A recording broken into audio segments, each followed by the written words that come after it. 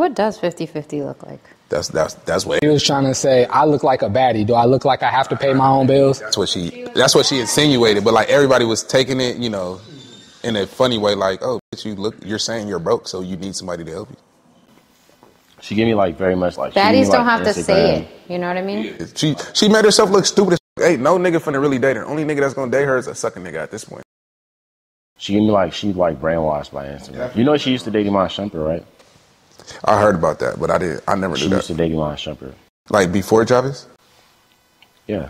It had to be back in the day, because I was about to say, because he was married for a minute. She used to date Iman Shumpert, and like one Halloween, I guess she dressed up like Tiana Taylor. Yeah. That's what I heard. That's what my shorty told me. Once he started dating her, she just gave me like. But that's how a lot of females is though. They look stupid when she really just put herself out there. That, you know what I'm saying? You're not gonna get no nigga talking like that. No real nigga, at least, like, off the ripper, ain't no nigga gonna be like, yeah, I'll take care of you, like, unless he strictly just getting some, and you like, yeah, I'm clapping her cheeks, so it's both, like, I'm good. She look good, I'm clapping her cheeks, it's all good, everything great, I got the bread for it. Yeah. I feel like when you're really a baddie, you don't have to say it. You know? True. Like her saying, do I look like, she automatically, like, demoted herself. For sure. And to be honest, she ain't my cup of tea. She wasn't even that cute. Yeah, she's not even. You could tell you could tell she's well kept. Like she keep her makeup up, her hair, and like her. You could tell she's well kept, but she's not. She wasn't that cute to me. No, she wouldn't like. I wouldn't see her like downtown and be like, oh, who is that? Not at all. Not at all. I'm not really like that with anybody for real. And I'm not even saying that because I got a shorty, but I like for real, like I'm not even like that. I'm not gonna be like, damn, she the one. Oh, not to go crazy, but it's some women that'll be like, you be like, yo. Like, who name one? Also, I'm gonna answer it too. Like, I could probably name one, but who you got? Like, that's a baddie that you like. If you see them walking downtown, you like, yes, she's the one. Celebrity wise. It's a couple. Oh, celebrity wise? Yeah. Rihanna, okay, yeah. Rihanna for sure. Kelly Rowland. Okay. Cassie. People always get on me about it, but I got a big crush on that Tracy Ellis Ross, bro. If I seen Tracy Ellis Ross outside, fam. Man. So you were into her thirst traps, huh? Mine's is Megan Good for sure. Megan Good. If I see Megan Good outside, she's the one for sure. She been fine her whole life. Yeah. What defines a baddie for you guys? Mine's your spirit. Like you could look good as obviously, like, you know, but your energy. Like I don't like them standoff type of females. I like the ones that's cool that would like calmly talk. Have a cool, calm spirit. You know, those type of girls. Like, Megan Good was always one of me. Sanaa Lathan. What's the girl off of Nia Long? Those is baddies to me. Yeah, I think it's just basically off your energy. Your energy, your aura. Yeah, your aura, yeah. Yeah. I'm with you on that. That's what keeps you there. But I think we could look at somebody and be like, without knowing her aura, without knowing her conversation, if she's stuck up or if she's mean or if she's sweet, you could look at a woman and be like, that's a baddie off just physical? Physical. Yes or no? I say she look good, but a baddie, I don't know. She look good. If the baddie is her appearance, then yeah, you could say she. Well, because baddie comes from, it turned into like, it was like, first it was like, oh, she bad. And it was like, that's a bad teenager, she's shorten the baddie. So it's like a chick that's bad, like she look good. I think looking bad and being a bad is two different things. Well, you could look good. I never really liked girls for their looks alone, just because you know how the girls them popular girls that look good in high school used to be ass. You know what I'm saying? Like I always looked at girls like, yeah, you're an ass. They get all type of compliments. So they immediately become ugly to you when they don't have a nice face? I just don't like them. Even if they look, I just don't. Like, there's nothing there. You could look good for sure, but it's not going to do nothing for me. Yeah, if you look good, but your personality is ugly. What about if the girl is only a baddie if she wears makeup? Like, if without the makeup, she's not cute, is she still a baddie? I always say this. There's like two different ways I think a female like can wear makeup. I think like if you wear makeup to like... All four running? All four running? All four cameras on? No, not the ones. You want to shot? We could wait. I feel like if you wear makeup to like cover up some shit, then I feel like you're in the wrong. You shouldn't be doing that. But I feel like if you wear makeup to like enhance what you already got, then then I'm cool with it. Like I ain't got no problem with it. I just don't like when it's like to cover up some shit. Then it's like nah. What do you mean? Like if you have a pimple? That's the main Not a reason. pimple, no, but I'm saying because some girls don't like their nose. Like some girls don't like the way they cheeks. Oh, you don't want them to put on a whole new face with the makeup. They don't like that they got freckles. Yeah, they don't like that they got freckles. They don't like the way they skin tone. I don't like that shit. Like nah. I actually know a couple women that wear a lot of makeup because they don't like their freckles, and then when you see them in their story without all the makeup, you be like, yo, rock the freckles. What if a lot of niggas don't like it? I told her, like, yo, stop putting makeup on. Like, I get on art, like, any girl I've ever dated, stop putting makeup on. I don't like wearing actual, like, the makeup that they put on their face because I hate when I hug people and it's all on their clothes. Especially got a white shirt, it's over. It's like the #1 giveaway, like, you know, especially if you're a cheater. It's like, ooh. Did y'all ever look at women with makeup and be like, yeah, she bad with makeup? Like, yeah. Yeah. It depends on how much you have. I feel like I could tell how much makeup a female got on. No, you can't. I really think. Sometimes you can't. You can't, cause like the shade right here. Like, well, yeah, if they do it bad. Yeah, if it's bad. But the ones that do it well are the ones that are wearing the most. I can't. I mean, I can tell if your face is painted. You painted your face, like you went out, and it could look good too, but at the same time, like, nah.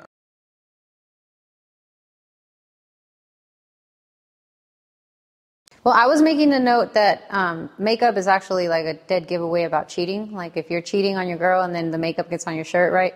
But let me ask you guys, if you guys have like 3 signs that give away that you're getting cheated on. Oh, hold on. We're about to start cooking. Let me intro the podcast. Hold on. Let me intro the podcast. That was such a good segue. You're a segue killer. I know. I'm sorry. Well, because last week we didn't do an intro at all. When I was editing back, we never did an intro. Ain't Got It Yet podcast, episode 70, bro. We 30 away from the 100. We're going to do it big for that 100th episode, too. Ain't Got It Yet podcast, episode 70. I'm Marcus Flicks. I'm the Don. Southeast J mentioned this is Pink Dolphin. What up, Pink Dolphin? It's my boy right there. Right here on Ain't Got It Yet podcast today. Give me 3 signs that you're being cheated on. Identify how you would be able to tell if somebody was cheating on you. 3 signs that you're being played. 3 signs that you're being cheated on. Go ahead and cook. I'm saying 3 as a random number, but I mean, if it's just one and it's a major I feel like one sign, we could each give one. How about that? Because there's 3 of us. So we each give one sign. My sign would be if... Check his sound because his mic is pointed down.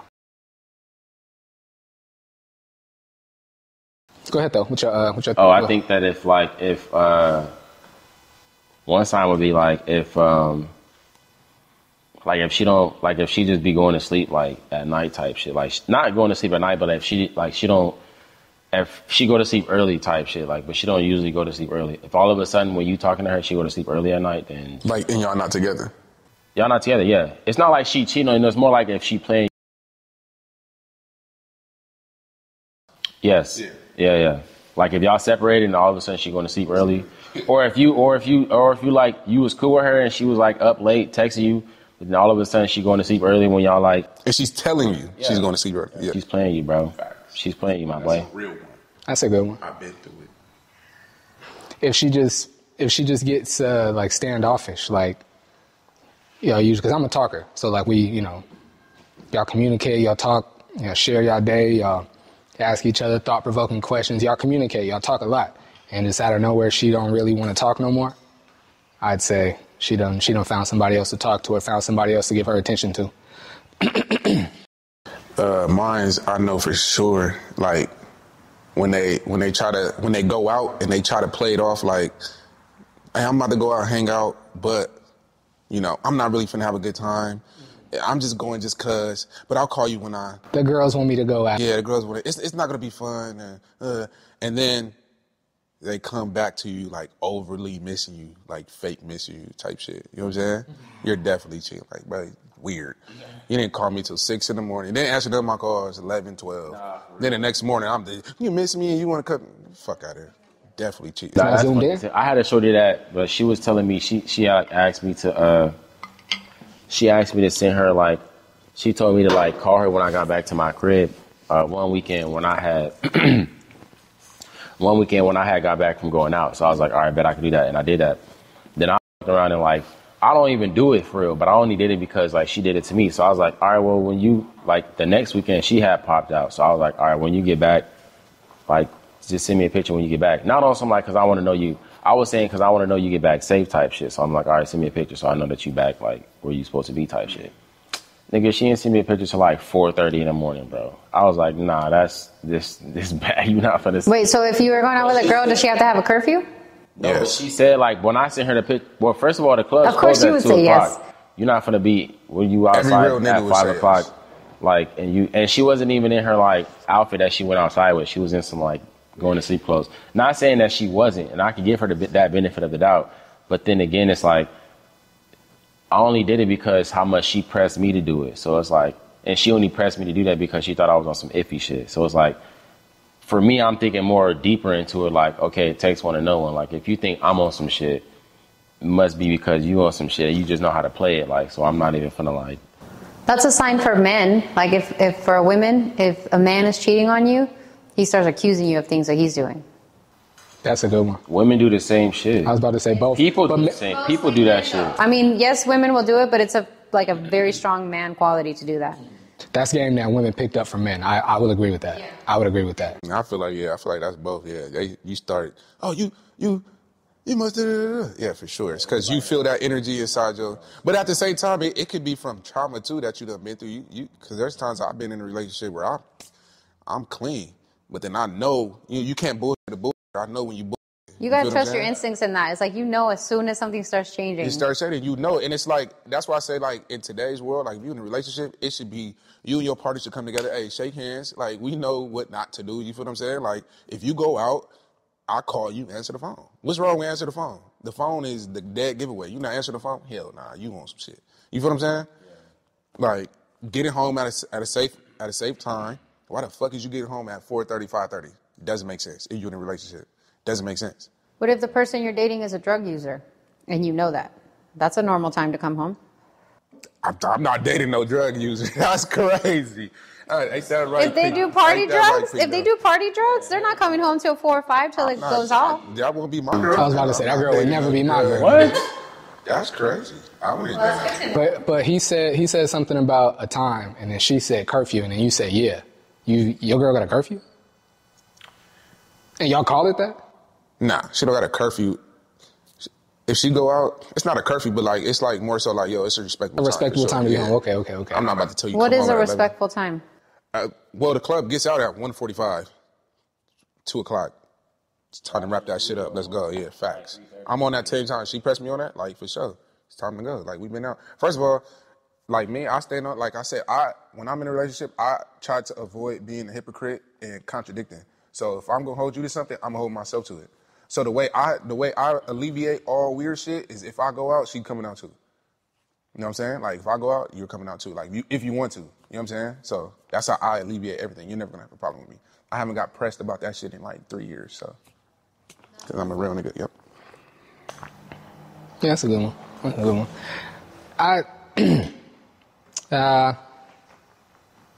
I never really got pressed about it, but I'm forgetful, and I don't always check my phone, but I was faithful.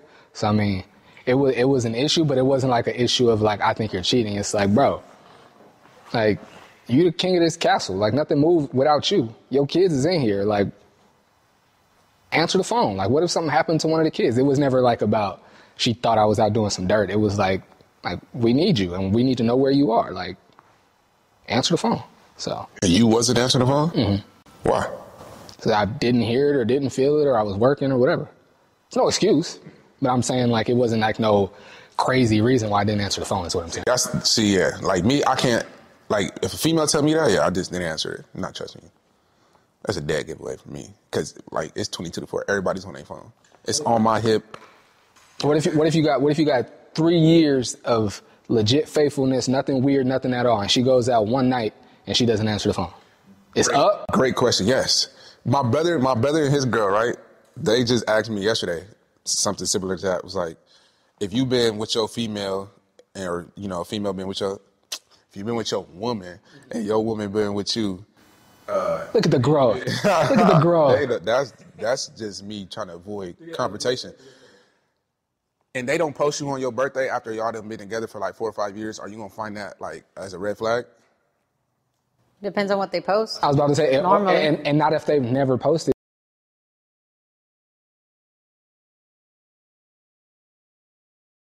Yes. Did they forget your birthday or did they just not want you on it?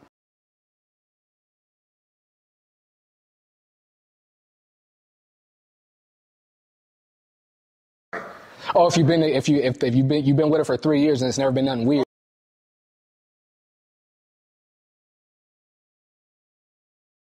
That's fair. That's fair. I don't take even with that. Like, I don't take social media so serious. Like, did you tell me happy birthday? Did you get me something for my birthday? Did we celebrate my birthday? I don't need you to tell me happy birthday for the world to see. If you told me happy birthday and I liked it, and not even I liked it, you told me happy birthday and you celebrated my birthday, I don't need you to make a post. Like, I never needed it before that.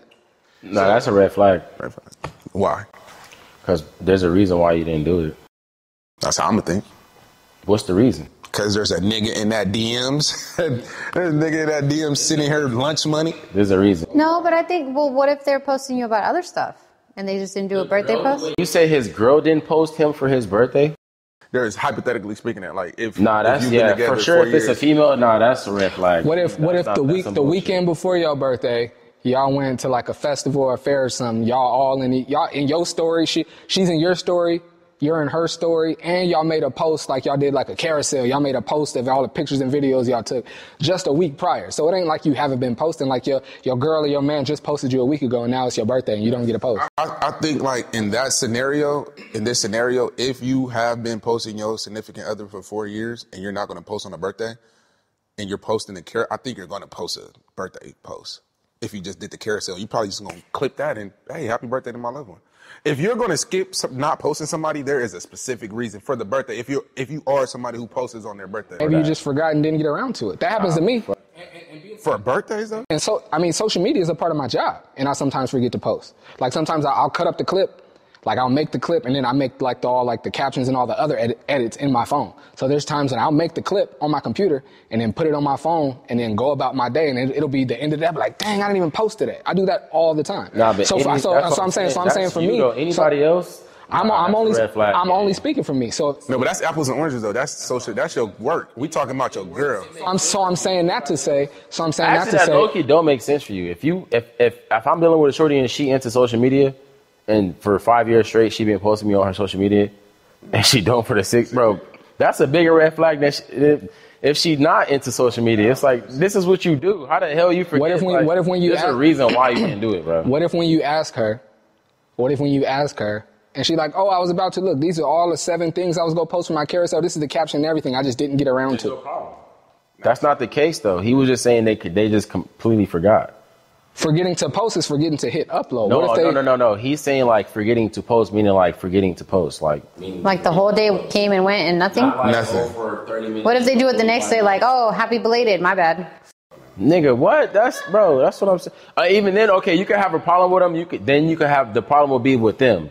But as far as like a red flag, like, bro, yeah, if you just don't do it at all, I don't ever want that's a red flag. I don't ever want social media to be that big a deal in my relationship. Bro. Do it. He just said you did it for 5 years. If you did it for 5 years, bro, if you do it for 5 years and you just switch up, there's a reason why you switch up. Come on, you don't just like do something different just to do it. There's a reason why you do something different. And that's why social media is so big, because it added an extra element of thinking in our psychology. Like, if this is how you go about things on social media, you're somebody that's frequently on social media posting you at the park, you eating, working out, whatever. You just somebody, and then all of a sudden your relationship for 4 years and all of a sudden it changed. Just in general, like if you're somebody who's hiding your relationship, I think that's weird.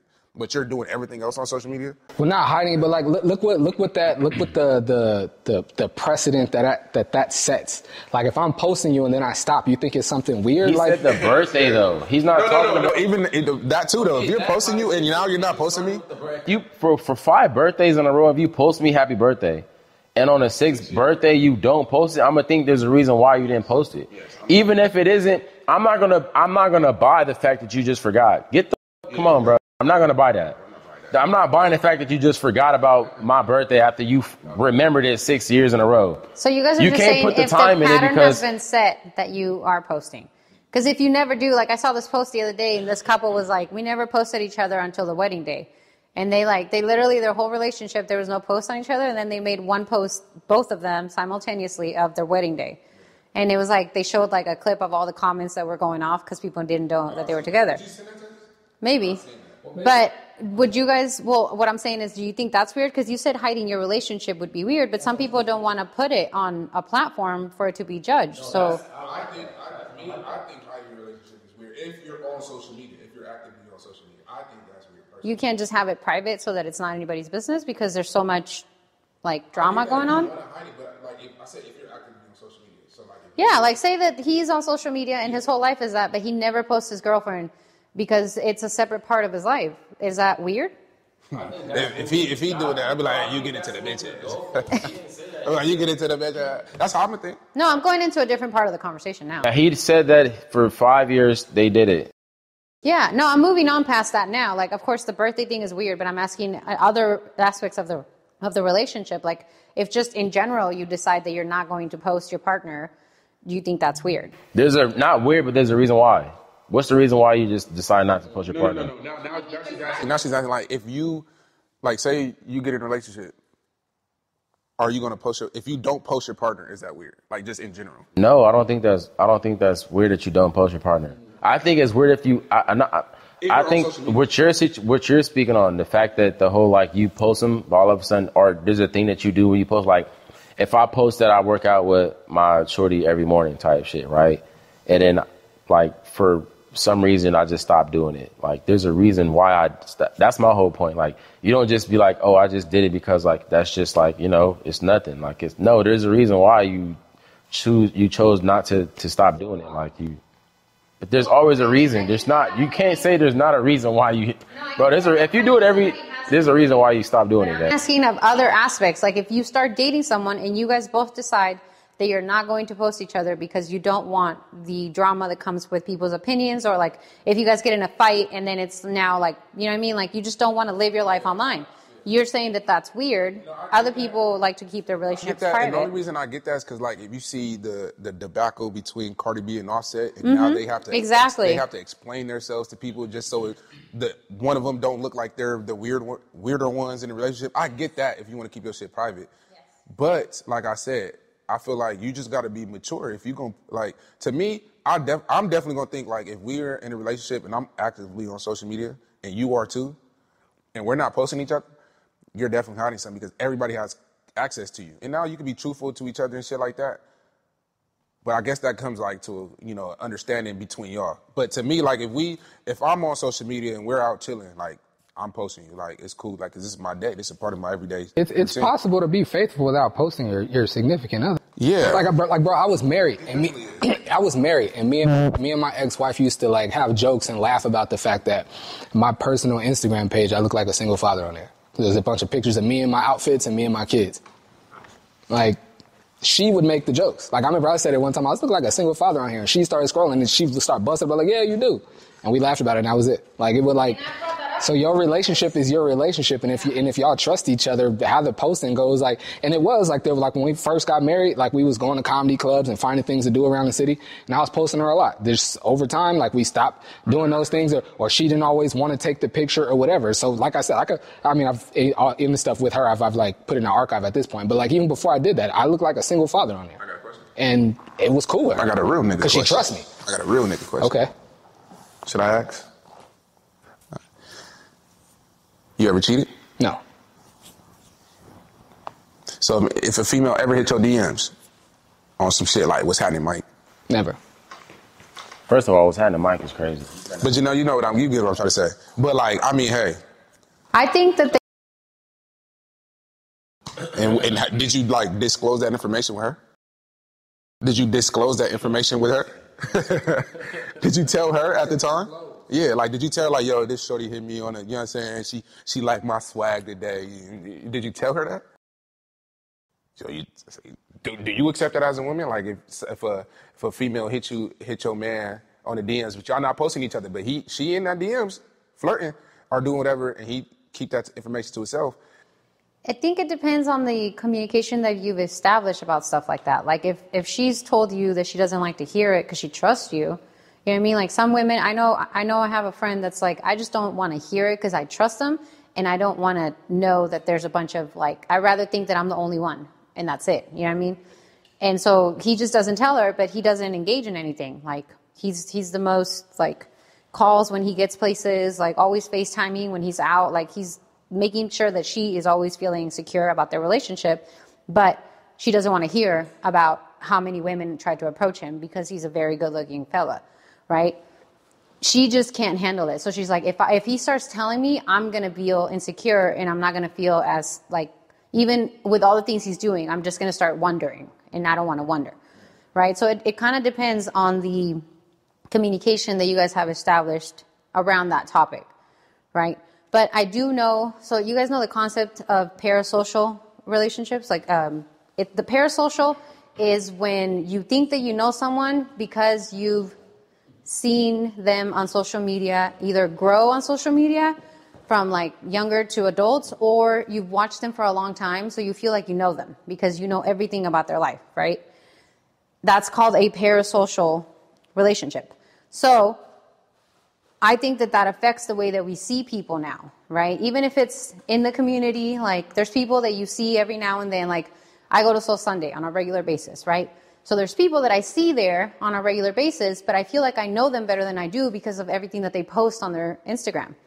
And so when I see them, I'm like excited for what they posted as if I was with them when it happened. And sometimes they like, how did you know that, right? But I think that they forget that they posted it. So it makes you feel like you know somebody when you don't. I think that's a perfect example on how to protect your relationship is when you don't want people in your business and like people asking like, oh, well, when are you guys going to get married? Or I saw that your boy was out here doing this, but he's always posting you like blah, blah, blah. You know what I mean? Like people just start saying stuff. So how do you guys feel about like that? Like the parasocial whole concept and not all of that. Does that affect you? Is there anybody that you think that you know because you've been watching them for a long time? Hell no. And I think people need to mind their damn business. You don't know these people in real life. You don't know. You don't know nobody in real life. Cut that shit out. I ain't motherfuckers that thing. Hell no. No. I've never felt like I know somebody because I follow them on social media because of what they post on social media. No. I never necessarily felt like I knew somebody, but it definitely made it where like I felt like we were cooler than we were by the time I met you. Like Raquel Roan, she's a artist, a painter and an artist here in San Diego. And my last name is Roan, R-H-O-N-E. A lot of people think my actual last name is Flicks, but it's not. And she has the same last name as me. And I've never met anybody with my last name. Never, not one time. And the fact that she's a black woman here in San Diego with my last name, I was like, oh, dope. And I saw her, like, showed her my page, showed her what I do. I was like, yeah, I'm going to buy some stuff from you when I get a chance. And we kept in touch on social media. And because we have the same last name, I started jokingly calling her cousin. And she started saying it back. I was like, oh, what's up, cuzzo? Like, oh, I like the paintings, da-da-da-da. Just in a joking way, right? Hella messages. Whenever I would hit her up, like, oh, cuzzo, I like that one. Oh, cuzzo, da-da-da, cuzzo. Just being funny, right?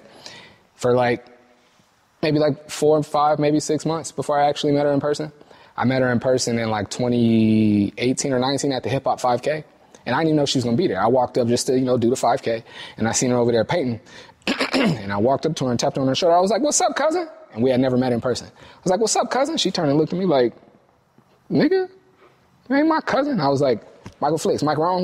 She's like, oh, what's up, cousin? Da-da-da-da. And I made her like, nigga, you ain't my cousin. Who the hell are you? You know what I mean? So I've done it before. Like, made me feel like I'm more cool or like we got more of a relationship than we do. But not that like I know them. I think for me, it's like if I see rappers that I might have followed and like when I see them, I go to like, but I got to remember like, I'm just a fan. They don't even know who I am and this and that and that. And I learned that super early, like young, because like niggas will look at you just how they look at every other person that's coming up to them saying the same shit. And like, I always think that, like you got to understand from their standpoint, like hella people's coming. Because like me, I always want to be like trying to tell them like, oh, your music inspired me, motivated me, did this for me, that. And it's like, I'm thinking we connected. It's like, they just trying to get through, you feel what I'm saying? So I think that makes me feel like I'm more connected in a parasocial relationship. Well, that happened to me with Action Bronson, right? I started listening to him before he blew up. I used to go to his shows in LA. It was like in a small space. it would get super packed, and he would bring a big old bag of weed with a bunch of joints and loose weed, and he would just start handing them out during the show, right? So everybody's like on the same vibe as him. He's doing his show, all this stuff. And throughout his journey, like, he would always post everything, right? So I'm like, oh my God, he loves cooking, so do I. And then he started losing weight, and then he just like started blowing up, and all these people who didn't listen to him started talking about him and all this stuff. And then one day I was in LA in Santa Monica, and I walked into a store, and he was in the store, and I freaked out. Like, I was about to run to him, and my friend literally grabbed me. She was like, where are you going? And I was like, it's Action Bronson. And she was like, who? And I was like, the rapper Action Bronson. And she was like, do you know him? And I was like, no, but like, kind of, you know? And then she was like, that's weird. Like, you can't just run up to people. And she was like, at least walk over there and like act like a fan, not like you, like a sister, you know what I mean? But I immediately like just wanted to run up to him and like start talking to him as if I knew him. And it took me a while, because after she pointed out the fact that I don't know him and that I'm just a fan, I kind of got like a fangirl moment, and I started freaking out, and I didn't know how to approach him. So I just started following him around the store, which made it even weirder, because he noticed me after like 3 aisles, and then he was like, what's up? And then I was like, I'm so sorry. I totally love you. I have your socks. And I just like freaked out, right? He was like, do you want a picture? And I was like, yes. So it like turned into a whole fangirl moment. But when I first saw him, I literally wanted to run up to him as if it was like my long lost cousin, and I just wanted to catch up.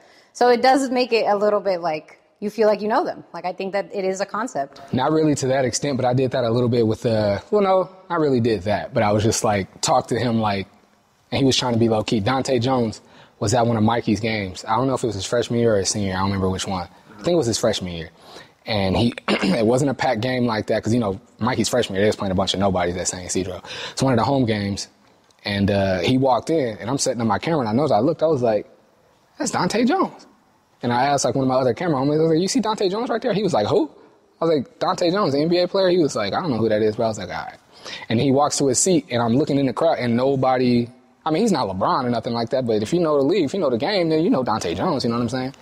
Nobody noticed him, and I'm like, I mean, and he was trying to be low key, he wasn't looking for that, but I'm like, ain't nobody noticed Dante Jones here? And then so halftime, he was walking like to the concession stand, I think, but he walked by me again.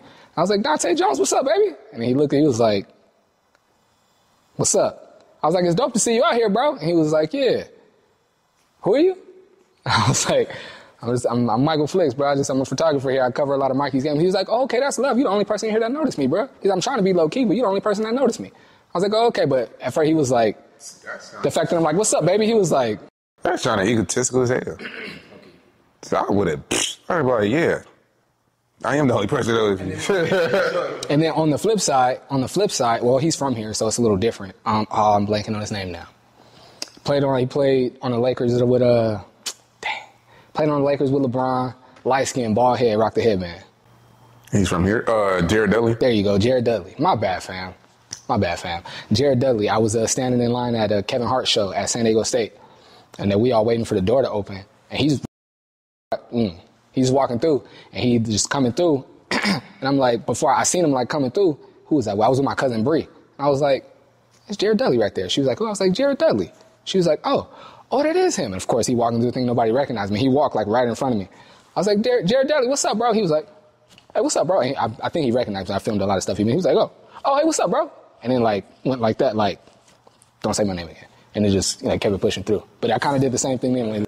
Bro, like of a higher name, like I don't know, however you want to say, like this celebrity, this celebrity, pretty much notable person. Let's say that notable person, and I'm not even just somebody who's known by more people. You know what I'm saying? Like I'm not gonna approach you just for that reason, because it's like, bro, who do you think you are, like, to have that moment? You know what I'm saying? Even high school kids, I'm gonna call them out. There was a San Diego State kid that went to Wayne McKinney, that went to Coronado, went to USD. He transferred to San Diego State. I seen him in downtown, and like, I just think like all people carry this weird energy about them when they feel like they're known and they seen that they gotta like, be quick with you and type shit, like, oh yeah, what's up, like that. Like, nah, like, you's a little nigga. Like, you've been coached by, my coaches. I done seen you was a little nigga when you was here playing high school basketball. Like, and we in downtown in front of Tacos El Gordo. You know what I'm saying? And he just, popping it, whatever. I give athletes when they're downtown, when they on that, I give them a little grace, because they partying and turning up, and they probably don't want that image of like, I'm out here doing this when you probably think I should be working out or studying film or whatever. I give them that grace because I know what athletes go through. Like she said she was in the club or in the bar or whatever with Sean Merriman and he didn't play well. She was like, whoa, when you was partying with me, you should have been doing this to get ready for the game. Like, athletes go through that. So when I see them downtown, when they on that, you do be like, bro, like, what, like, nigga? It do, but I give them that grace to be like, you know what, you out partying, you not trying to be in nobody's face while you lit. I'll give you that grace. What's that have to do with a college kid? With him and people in general, it's like, hey, if I'm saying what's up to you, like, I get it. Like, I feel like my thing is, I feel like people like that have that feel like, yeah, I'm seen by everybody and got to be quick with you. It's because they feel very egotistical about themselves. You feel what I'm saying? That's my only thing. Like, I feel like if you're a celebrity and you know you're known by people and you're outside, to have a little bit more of a, relax. Tell yourself, yo, relax. You know what I'm saying? Like, when people be walking fast half the time, nobody even worried about you. And it be them like low key. Like, first of all, he's just a college kid at San Diego State, and I'm not trying to diss him or nothing. That was a real moment. You feel what I'm saying? So when I had said what's up to him, he was like, what's up, bro? Like, bro, and it's only him right there too. He just looking like he was out here doing this and that. You feel what I'm saying? You get on I can say he's kind of like that in general. Because I've spoken to him, and I don't think it's like he's trying to like watch out. I'm trying to just do my own thing. I think he's just like kind of standoffish. I honestly, I think he's just a little socially awkward. Probably. I think he's just a little socially awkward because I've spoken to him and it's probably because in a few different places. You know what I mean? And so I think he's just a little socially awkward. And that's probably, with him specifically, that's probably because the weight of him just being, this little high-profile kid in San Diego, which I'm not trying to get on him about. That's just in general with a lot of people. Like, I feel like I don't approach people because of that. I'm not finna give you the time of day for you to just like wave me off real quick. Like, hell nah. Like, and I feel like if I ever step in that light, I'm gonna understand. Like, okay, as I'm walking through a gang of people who might want to say what's up to me, like, what's happening? You know what I'm saying? Like, cool, and like, hey, respectfully, I'm getting this way, but nice to meet you. You feel me? I feel like that's just respect. Like, some people don't know how to like take themselves out of that. That type of energy made me a bigger fan of Nipsey. I met him in LA once, and I expected him to be like, I'm doing this because the whole, like, whenever, anywhere in LA, wherever he pull up, it's like Michael Jackson is there, like everybody, you know what I mean? And it just happened to be a moment where he kind of like broke away. And I was like, Nip! And he turned, he had a blunt in his hand, he was like, what up, nigga? And then like stopped and turned around, was like, you good? Shook hands and everything. It was like, you could tell he was on his way to go do something. You know what I mean? He was like, what up, nigga? What up, what you good? And he stopped and shook hands like, y'all good? What, y'all come to buy something? He was like, nah, we just kicking it. Like, oh, okay, bet, da-da-da. He, like, that made me like, I was already the biggest Nipsey fan ever. That made me like him even more, you know what I'm saying? So, Dion, you're saying that you just think people should mind their business. So you don't feel connected to anybody that's a celebrity or lives their life on social media in a way that is not super personal? Like, there's nobody? I feel connected to him, of course, but if I seen him, I wouldn't, like go up to him like I know him. I wouldn't do that. Okay. I respect people's privacy, especially in a situation like, so like how I would look at it is like if I see somebody that's trying to be like low key, I'm gonna give them that and I won't like acknowledge them. I'm the same way. But like if we at an event and I knew you was gonna be here and I see you here, then like I'm gonna expect that you would expect that somebody's gonna say something to you or that you gotta engage in some type of like, you know what I mean? Like with people that know that you're gonna be here because we all knew that you was gonna be here and you're here. So see, if I just happen to see somebody somewhere, I would think that they just trying to be low key, and I would just give them their grace. I'd probably say like, "What's up?" or be like, "Hey, I appreciate what you're doing," whatever the case is. But like, I wouldn't like. I don't even know. I probably wouldn't even do that. But it depends. It really just depends on the situation. If I think they're trying to be low key, I'm gonna give them that. Like if you just like, I'm saying like, I just so happen to like. You gotta let people. It's be different human, if I bro. walk past somebody, then yeah, I'm gonna say something. But if I just like, if I'm just somewhere in a grocery store and I see like nigga J. Cole, I'm gonna for sure like make my way past him to say like, yo, what you doing is crazy. Like I've been following you since nigga, you was the first. I got into music because of you. Like, and that's just it. And keep doing what you're doing, and I'm gonna keep it moving. Like I ain't gonna be like, oh damn, you know what I'm saying? Like I ain't gonna walk up to him like I know him, even though like that is that's. No, I'm talking about the people like at the clubs and the mix. You know how people try to stand off in a corner, maybe, or try to walk out real fast. You ever see them type of niggas? Like, you just touch yourself. But Yeah, I hate that. I hate but I'm not one like if say if you blew up, right? I didn't know who you was. Like I'm not one to go dick ride you and like make you all uncomfortable. Like while you is trying to enjoy yourself. But I don't like when people do try to act, and especially if you're not like the most famous person. Maybe just what I mean when you try to act all like get away from me. You know what I'm saying? Like Freddie Gibbs. Like, Freddie Gibbs is not, like, that nigga to me in terms of a worldwide celebrity. Yeah. But when he came down here to San Diego, he was like, get in past everything. No, bro, nobody even say nothing to you. But you try to walk off fast, like, between everybody, like, you know what I mean? It's like, bro, you walking hella fast, nobody's saying nothing to you. You know what I'm saying? I think that's what I'm saying, like, the energy between people, how they be thinking in their head. You know what I'm saying? I played on, no matter what you're here for, we expected you here or nothing, I played on, like, how you on. Because you never know, like, what somebody's day was or what they just went through, or like if they kid's mom just yelled at them, or if they found out their mom went to the hospital, or like somebody got in a car accident. Like you never know what anybody's going through. So even if it's it's J. Cole, and I didn't know you was that big a J. Cole fan. I am too. We got to connect on that. But even if since Nipsey passed, it's J. Cole for sure. J. Cole was my favorite rapper, like, when he first came out, and he was my favorite rapper, like, Jay-Z, and then J. Cole. And then Nipsey took his spot from me, and then after Nipsey passed, it's J. Cole again. But even if it is, like, J. Cole, or, like, Offset was just here this weekend, right? Even if, like, we know everybody's coming out to see Offset tonight, we know, like, we expect them to see Offset, we know he came to be here tonight. If when he gets here, his energy is standoffish, that's just what his energy is tonight. Like, okay, like I was expecting more energy from him, but that ain't what he on, so that's not what he on. Does that not turn you off as a person to be like, yeah, fuck that nigga? Not necessarily. That would to me, like, I'm not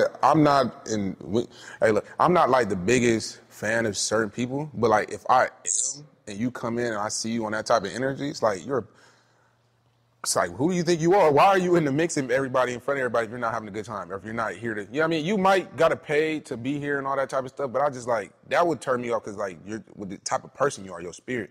You feel what I'm saying?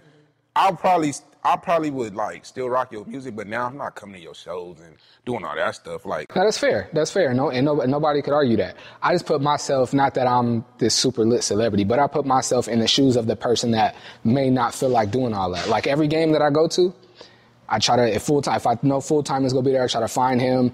I go shake hands up the coaches, especially if I know them. Even if I don't know the coaches, like, what's up? Go shake their hands. I make any gym I go to, what I'm saying is any gym I go to, I make my rounds. Sometimes I don't feel like it.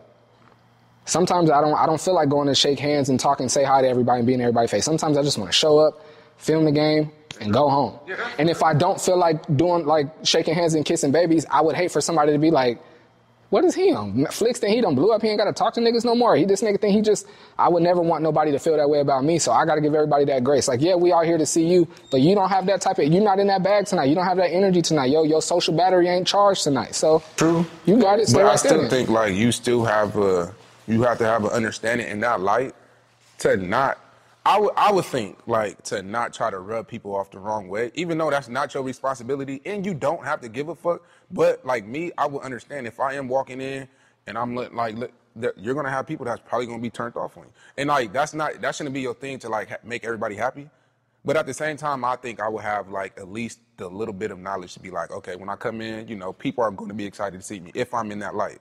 Cool, say, hey, how's it going? Hey, how's it going? You feel me? There's people who do that there's people who do that like at a respectable level. Like every time I see LeBron in public places, I see him. He's he'll wave, he'll do his thing. He'll go, hey, how you doing? Takes a picture real quick and go sit down. You feel me? It's never like to that point. I don't know if you saw the video that went. I didn't go that crazy, but there's a video of him after they won the goal. He's getting out of some truck to go somewhere.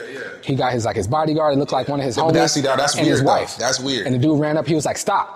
Don't do that, yeah. And you look in the comments, everybody's like, oh, he's cocky. You just want to go. This little kid, da-da-da-da. And I'm saying in that moment, that's crazy. He had other things to do. That's what I'm saying. I wouldn't go run up. That's why you shouldn't run up to people. And you should, and like as regular, I'm not gonna say regular, but as fans of people, you should understand that.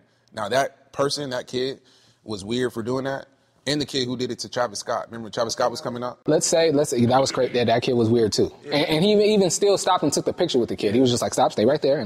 But let's say the thing that happened with LeBron. So what I was saying was after USA won the gold, LeBron's going in to go party somewhere with Team USA. He's getting out of his car. It looks like one of his homies and his wife are going in to go celebrate. And a kid runs up to the car trying to get an autograph and a picture. And LeBron's like, stop. And then you look in the comments and everybody's killing him. So that's what I was referencing. So let's say that kid, well, I guess the kid won't make it in the club. Let's say this is like a 22 or somebody old enough to be in the club, but they're still young. That happens inside once he breaks the door. Like everybody's safely inside.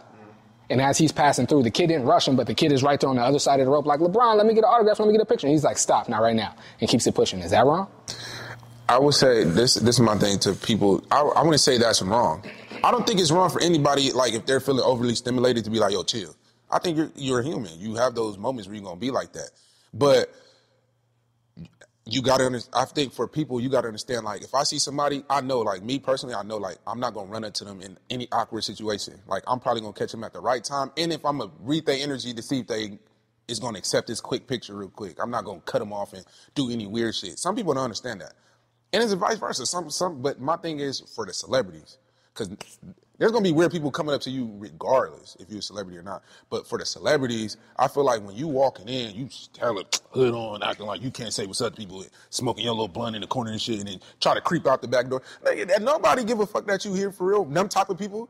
You know what I'm saying? LeBron ain't going into the damn club trying to smoke a cigar and chill out in the back corner by himself. LeBron at the Diddy parties. You get what I'm saying? Like, that's crazy. We not gonna put. He was at the Diddy parties though. He was at a couple of them. In the daytime, not when the sun go down is when he left. But I'm saying, like, if LeBron's partying, he's at Diddy party, Jay-Z party, Lil Wayne party. So I'm saying, like, LeBron ain't gonna be the nigga in the club. So I'm saying motherfuckers who's in the club, public clubs, I just don't like that. That's the only time I could say, like... And, like, somebody gonna come up to you and say something. Somebody gonna say something. And, like, why be so standoff? Because now it's like, you want to be inside this place and act like you're some higher level than everybody. You know what I mean? That's how I look at it. You in here acting like you can't associate even party. You over there by yourself on your phone. Why the fuck are you even here? You know what I'm saying? I think it's important to acknowledge when you're a celebrity that, yes, it's important to set your boundaries for your own mental health, but you do owe your fans some attention because they are the ones supporting you. Like the reason that you got to the level that you did, for most of them, maybe not LeBron because he is an athlete, right? But for celebrities that are related to sales and marketing and things like that, like without your fans, you are nothing. So you can't just be walking around acting like people ain't shit because without them, you aren't shit. So, yeah, like you can be kind about it, but you do owe a certain level of attention to some people because they came here to see you. They stayed out in the cold, in the rain, in the whatever, waiting for an autograph. They're back in the back of the auditorium waiting for you to get out and walk to your bus so they can see you. Like, I think you do owe them a little wave or a little acknowledgement. Like you make their day when you do stuff like Deion that. Sanders. You know? Like, I think he's great at that, being in the public. He's one of the people that I look up to for real. Like, even though I say I don't like him as a football coach, I really do look up to him and how he handles his level of celebrity and fame, and how he handles press, and how he handles being in. He stays respectful. He stays saluting his higher power. He stays putting his kids on a pedestal that he needs to, respectfully. You feel me? Even though when they try to get him for X, Y, and Z about his kids and how he plays Shador and Shiloh over everybody else. You feel what I'm saying? I think he handles that perfectly. I think he handles that quite perfectly. So I like looking at people like LeBron and Deion Sanders. I used to say Kevin Hart, but I say Kevin Hart too. Like high, what is it called? Like high status type of people when they're in the public eye, how they carry themselves. It's like that's respectable. I like that. Like once I get in that position, that's how I want to carry myself. I never want to look like I'm better than anybody, and I never want to look like no, this shit ain't me. You feel me? That shit's weird. Well, speaking of celebrities, I think... I was gonna say, J. Cole, y'all mentioned J. Cole real quick before we get in next. He just dropped his song. Amazing. How y'all feel about that? Loved it. Loved it. Thanks for bringing that up, too. It's called, Port San Antonio? Port Antonio. That's probably like some overseas shit, some rich shit. Amazing song. I seen him catching a lot of backlash for, like, what he said, like, I left with niggas' blood on me. And everybody was like, bro, what blood? You bowed out. Like... I fully understood everything he was saying. Bro. He was like, and people was... It's the internet, bro. Fucking hate it. Bro, like, and I get it. Like, hardcore rap fans that love battle. And I watch battle rap, but I mean, like, battle as far as, like, the battle that Dot and Drake had. I love it. And as a big J. Cole fan, I was upset when he took himself out of it. But like he said, I was, because I wanted to see him engage. We've never seen J. Cole engage. Never, not one time. We've seen Drake and Dot throw shots at each other. We never even really seen J. Cole throw shots at nobody for real. Because nobody wants to. Nobody throws shots at him. But all of J. the... Cole for sure has taken shots at niggas. He ain't been in no beef. But like subliminally. But nobody for sure has taken shots at niggas subliminally. Yeah, for sure. Yeah, for sure. For sure. Fine. I mean, like, no beef, I mean, like the way Kendrick and his BET Cypher freestyle, he was like, nothing's been the same since they dropped Control and tucked the sensitive rapper back in his pajama clothes. That was clearly about Drake. You know what I'm saying? Drake has said stuff that was clearly about Cole. Cole's never done that. And we've never seen Cole engaged in a battle. So I was excited. And then when he put the song out, what was 7-minute drill? I'm like, yeah, let's go. And then when he bowed, I'm like, Dot, I wanted to see that. But when you get the information that Schoolboy Q called him and was like, hey, fam, you might want to get out the way because they finna, you want to play. You want to have a rap battle. Wait, who said that? You didn't hear about that? Nah, I never heard that. So after after J. Cole put out 7-minute drill, Schoolboy Q called him and was like, bro, I feel you. Like, there was the big three, y'all finna do this. But what Kendrick is about to say to him, it's gonna get personal. And I know you don't want to go. Well, I don't think he said, I know you don't want to go there. I think he warned him, like, this is about to get personal. Where was this narrative at? Everybody's talked about it. I'll send you some clips. Yeah, I gotta see that, because I never seen it. Because if that... Schoolboy Q told him, this is about to get personal, and you want to have a rap battle, they're about to get personal. So you might want to get out the way. So that was why he took his song back and got out the way. And that's why he said I didn't want to do the whole bots and slinging mud and all that. I wanted to have a rap battle. They wanted to get personal and take jabs at each other, and I wasn't with that. I'm here for the sport of battling. I'm not here to lose friends and gain foes. So I respected it. My thing is with the whole song, first of all, the song is fire. Amazing. Secondly, J. Cole, one of the top lyricists in the motherfucking world. Before you keep going, I'll say Kendrick has to be number one. Out of the big three, Kendrick has to be number one because J. Cole took himself out and he took down Drake. And Drake was the top. Let me go. And he took down Drake and Drake was the top guy. So he has to be number one as far as like the pecking order. But Cole is the best rapper of the three of them. And he's been proving it for the last 2.5 years. Cole raps better than Drake and Kendrick. But Kendrick took down Drake and he's the number one guy. So we got to let him have that. I'll give you that if you want it. I'll give you, if you say Cole's the best rapper. But me personally, I like J. Cole's lyrics over Dot's, but I love Dot's demeanor and swag, and I love his message, and I just love him personally. I think Dot's got way better at that. As his delivery, his flows for sure matured. Like he's using like he understands like pockets and shit a lot more than he did before. I'm not saying like the music he made before was bad. It was still really good, but I'm saying like you could see the maturity in like his delivery now. But nigga, J. Cole been on that, bro, since he been doing that shit for like, you know what I mean? Just in my opinion, I think he's been killing shit for too long. Bro. I forget the name of the song. It was off one of his early mixtapes. I want to say probably like 2011 or 2012. Yeah, and I forget the song, but it was the bars was he said, what'd he say? Shame on y'all. You try to ball with the game on pause. And nigga pull a stain on y'all. Y'all stain y'all draws. I was like, yo, like the lyrical gymnastics he be doing is amazing, bro. Cole is nasty. But to my point with J. Cole, like his song, obviously I don't fuck with the internet. Like that's why I'm not tripping off of comments. If I say something crazy and if I say something I feel and people in the comments go crazy, it's the internet. You know what I'm saying? Like, you got to understand that. So the fact that everybody was getting at Cole saying, because when he said in the song, like, just because you don't shoot the gun ain't deadly.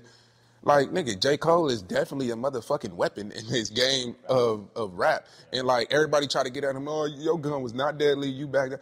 People don't see the maturity in his stance in that whole thing. You feel what I'm saying? Like, the nigga was literally, he knew, like, on a deeper level, like, yo, bro, if I go against these niggas, y'all are going to wash the next person if I do win. Like they're doing it Drake right now. They're clowning Drake. Everything he says and everything they're getting on him. People are laughing at him, saying he's light-skinned, saying he's half white, getting on him about everything. But Drake is still one of the best rappers that ever graced this earth too. So my whole thing with the whole song, for one, I think that shit was hard. beat selection, lyrics, and how he addressed the whole shit in the second verse was fucking amazing, bro. That shit, like, really, like, that shit inspired me. I was listening to that, like, at 11 o'clock at night when he dropped it. As soon as he dropped it, I'm like, bro, that shit put me in a whole nother frequency, bro. Like, how he addressed it and everything he said about it, bro, was like, and it just inspired me to be a better person. Like, when you face to face with beef, you feel what I'm saying? It's like, you don't got to address every nigga that come at you. You don't got to take that stance. You get what I'm saying?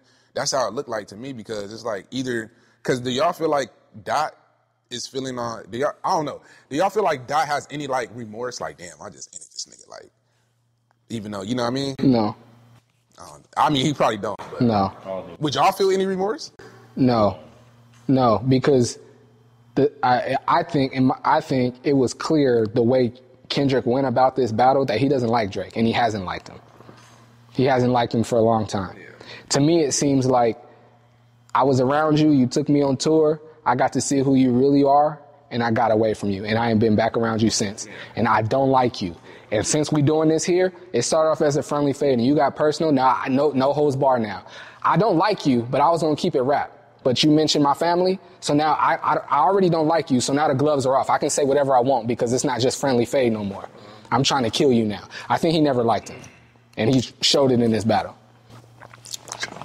Yeah, because he killed Drake. And I think that's why Schoolboy called J. Cole. He was like, listen, bro, if you go be involved in this, Dot is taking the gloves off. And you guys are friends. So if you're involved in this, Dot's getting personal. I got to see that Schoolboy Q clip, because to me personally, I just highly doubt that Cole took advice from Q. Was like, okay, I'll back out. You feel what I'm saying? I don't think Cole would do that shit. I think Cole spiritually felt in his just as him being a person, was like, yo, bro, he was like, at first it's fun, but then you're probably right. He probably did hear from Schoolboy Q, but I feel like he felt it himself first. Was like, you know what? Hey, this finna get serious. And, like, that's why he did at the Dreamville Fest. He was like, you know what? Hey, everybody know Kendrick Lamar is one of the greatest rappers of all time, right? Cool. Let's leave it at that. Taking this shit off of the thing, washing my hands of it. You know what I'm saying? So that's just my whole take. At the end of the day, Cole is my favorite rapper of all time, and I think he addressed that whole shit in that Port Antonio, and he did his shit on that song, bro. Absolutely. Fire. Shout out J. Cole. If we're speaking on celebrities, is there a celebrity that when you guys were growing up you wanted to be like or that you looked up to? J. Cole. J. Cole is my nigga, yeah, for sure J. Cole. If not J. Cole, LeBron James. We're talking about athletes. Why J. Cole, though? Like, what made you want to be like him? Bro, like, I was listening to music before him. Like, we had, like, 5 a.m. practices in my high school. I was never a music head. Like, I don't know what the fuck I was into, but I wasn't into, like, music or sports until, like a year and a half after high school. So, like, my coach, we had, like, 5 a.m. practices. And every time my coach would come pick me up, well, like, one of the assistant coaches. And his name was Coach Carva. Shout out to Coach Carva. But he would come pick me up, and he would always be playing J. Cole. And I would be listening to it, and I'd be waiting for, like, because I wasn't, like, big on music, but I was a big, like, I criticized the fuck out of anything. Like, so, like, I like Lil Wayne because of, like, a Millie or some shit like that. You know what I'm saying? Like, I was big on songs that sound good. So I was, like, listening to J. Cole, and I'm like, all right, well, yeah, this is sounding good, but I'm waiting for him to, like, slow it down, or waiting for the song to, like, oh, yeah, that's why I don't know who this is. When he was putting them on, but, like, every song he put on, I'm like, damn, this whole song was fire. Like, I follow every word this nigga said all the way through the song. It's crazy. He put another song, I'm like, bro, this is, damn. I'm listening, like, I get it. Like, I'm picking it up. Like, I get what he's saying. Like, he ain't, like, every word, I'm getting it. You know what I mean? Like, I'm picking it up. What made you want to be like him, though? Like, because I'm seeing or what is it about J. Cole that you wanted to be like? Because I feel like he was first he was hooping. Like, he started off hooping. And then after that, he had went to college. And I was kind of like on the same path. And then I really fell in love to him when I went to college, because I knew about him in high school and I listened to him a lot. But I was also into, like, Drake, because Take Care had came out, and I was also into, like, Rick Ross and, like, shit, like, you know, like 2 Chainz, yeah, that was, like, our eras for sure, like DJ Khaled and shit, like, so I was into that. But when I went to college, for sure, is when I really fell in love with him, because that's when he really got popping, and he dropped, like, Forest Hill Drive and shit like that. Like, bro, I dead ass had Forest Hill Drive playing like in the background music in my dorm, bro, for like every day for like the 2 years that I was in college. Every single day, bro. Every day it was background music, like every day. Yeah, that. Wait, what? So me wanted to be like him. What did he say? He said some crazy shit. Yeah, go ahead, finish. What did he say? You said some crazy shit. I said 2014 Forest Hills Drive was his biggest moment. Nah, it is for sure, bro. He went double platinum on the album. He wrote and produced the album. He went double platinum.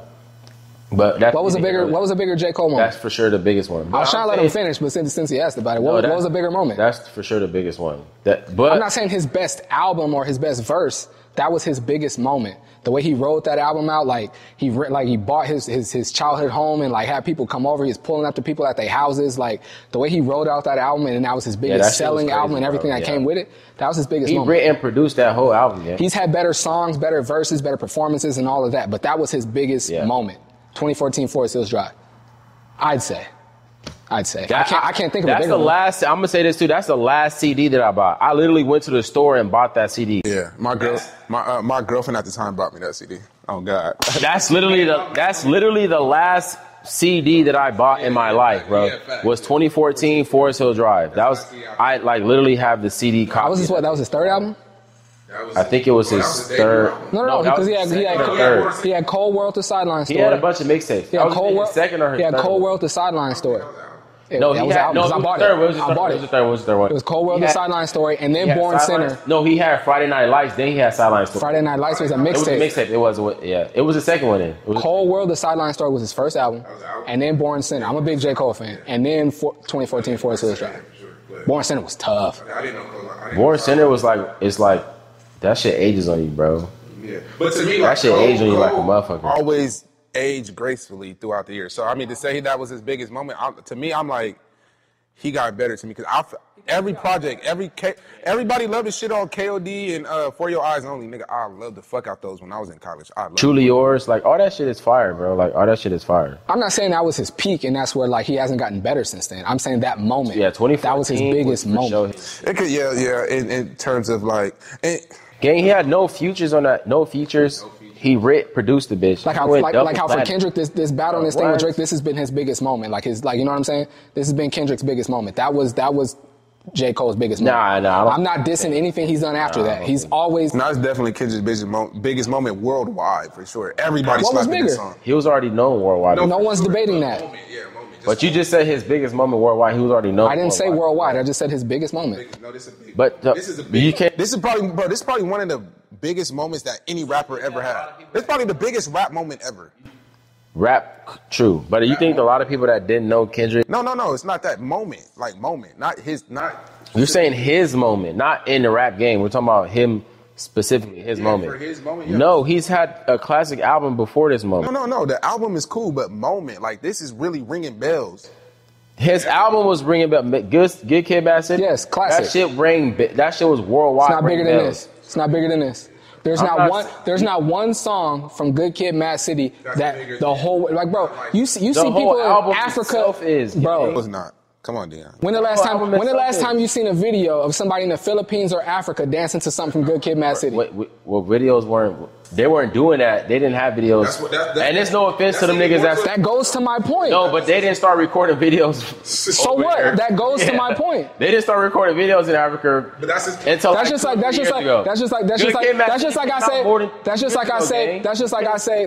say NBA players are making more money now than they did back then. You're like, oh, well, back then they didn't have these big TV deals. Okay, that's true. But they have them now. So right now they're making more money. Back then, social media wasn't what it is. And right now it is. So right now. Selling it on them making videos versus them know who he is. It's his biggest moment. There's no debating that. There's no debating that. What are you basing the moment on? You saying like biggest moment like them knowing, like them being aware of who he is? No. Or what do you mean like as far as like when it comes to Kendrick Lamar, you're saying like this? It scales up there with Good Kid, Mad City. Yes, it don't. This is bigger. This is bigger, bro. This nigga's finna perform for the Super Bowl because of this. Okay, so the rest of you, is there a celebrity that you guys wanted to be like or looked up to? It's in the fucking West Coast, gang. No, it isn't. Where's it at? I can't argue that too because like it's. Am I tripping or is it not? It's in New Orleans. We just had a whole conversation. What are you talking about, bro? It is. But celebrity, I wanted to be like Will Smith because of Fresh Prince of Bel-Air. His name was Will Smith in real life. It was Will Smith on the show. And Fresh Prince of Bel-Air is my favorite show. I never missed an episode. And in the show, nigga had all the fly shoes. The gear was fly. He always had a pretty girl. He was a star basketball player. You know what I'm saying? Nigga was lit. I wanted to be like Will Smith when I was a kid. No question. I wanted to be like. And then after that, my older brother, my cousins always laugh at me. Bow Wow. He's like a year older than me. I used to look at Bow like this nigga he got the girls, he got the hair, he got hit songs, he on stage dancing, he running through malls, girls chasing him. I was like, I would love to be this nigga. Not the hair. Bow Wow was fucking lit. Not the hair. Hey, Bow Wow was that little nigga for sure. Bow Wow was lit. Bow Wow was that nigga. I used to want to. He pulled Sierra. Come on. He's a year older than me. I could argue that a lot of kids in my age bracket looked at him and was like, I would love to have his life. Yeah.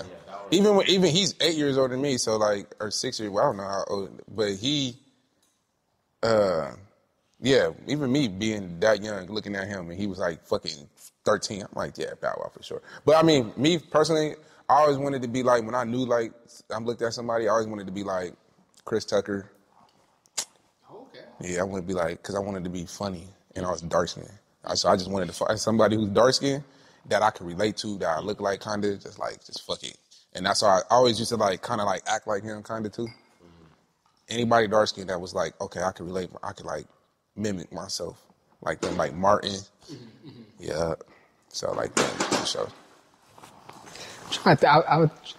I used to try to, like, I always played running back. Excuse me. I always played running back, and I wore number 22 in football because of Emmitt Smith. So I used to try to play football, like, and run the ball like Emmitt Smith. And then after I got older and realized, like, how much of a stand-up man he was, like, he, Christian man, faithful to his wife, take care of his kids, and just, you hear about, like, his teammates and people in the NFL speak about the man he is outside of football. After I got older, I was like, I would love to be the type of man that Emmitt Smith is. But as far as, like, a celebrity that I saw, I was like, I want to be just like this nigga, Will Smith, for sure. And then Bow Wow. So if we're talking about growing up, what advice would you guys give your younger selves? Like, if you get to be who you are right now, and then they give you a, flashback. So you go back to meet yourself at 16. What advice would you give yourself? Keep your penis to yourself. Facts. Me and my boy right here know that. I'd say follow your passion and save your money. That's what I'd say. Follow your passion. Do you feel like 16-year-old you would listen to that? Yeah. Is there a different way that you could say it so you would hear you? Going back in time, like, hey, listen, little bro, this is me.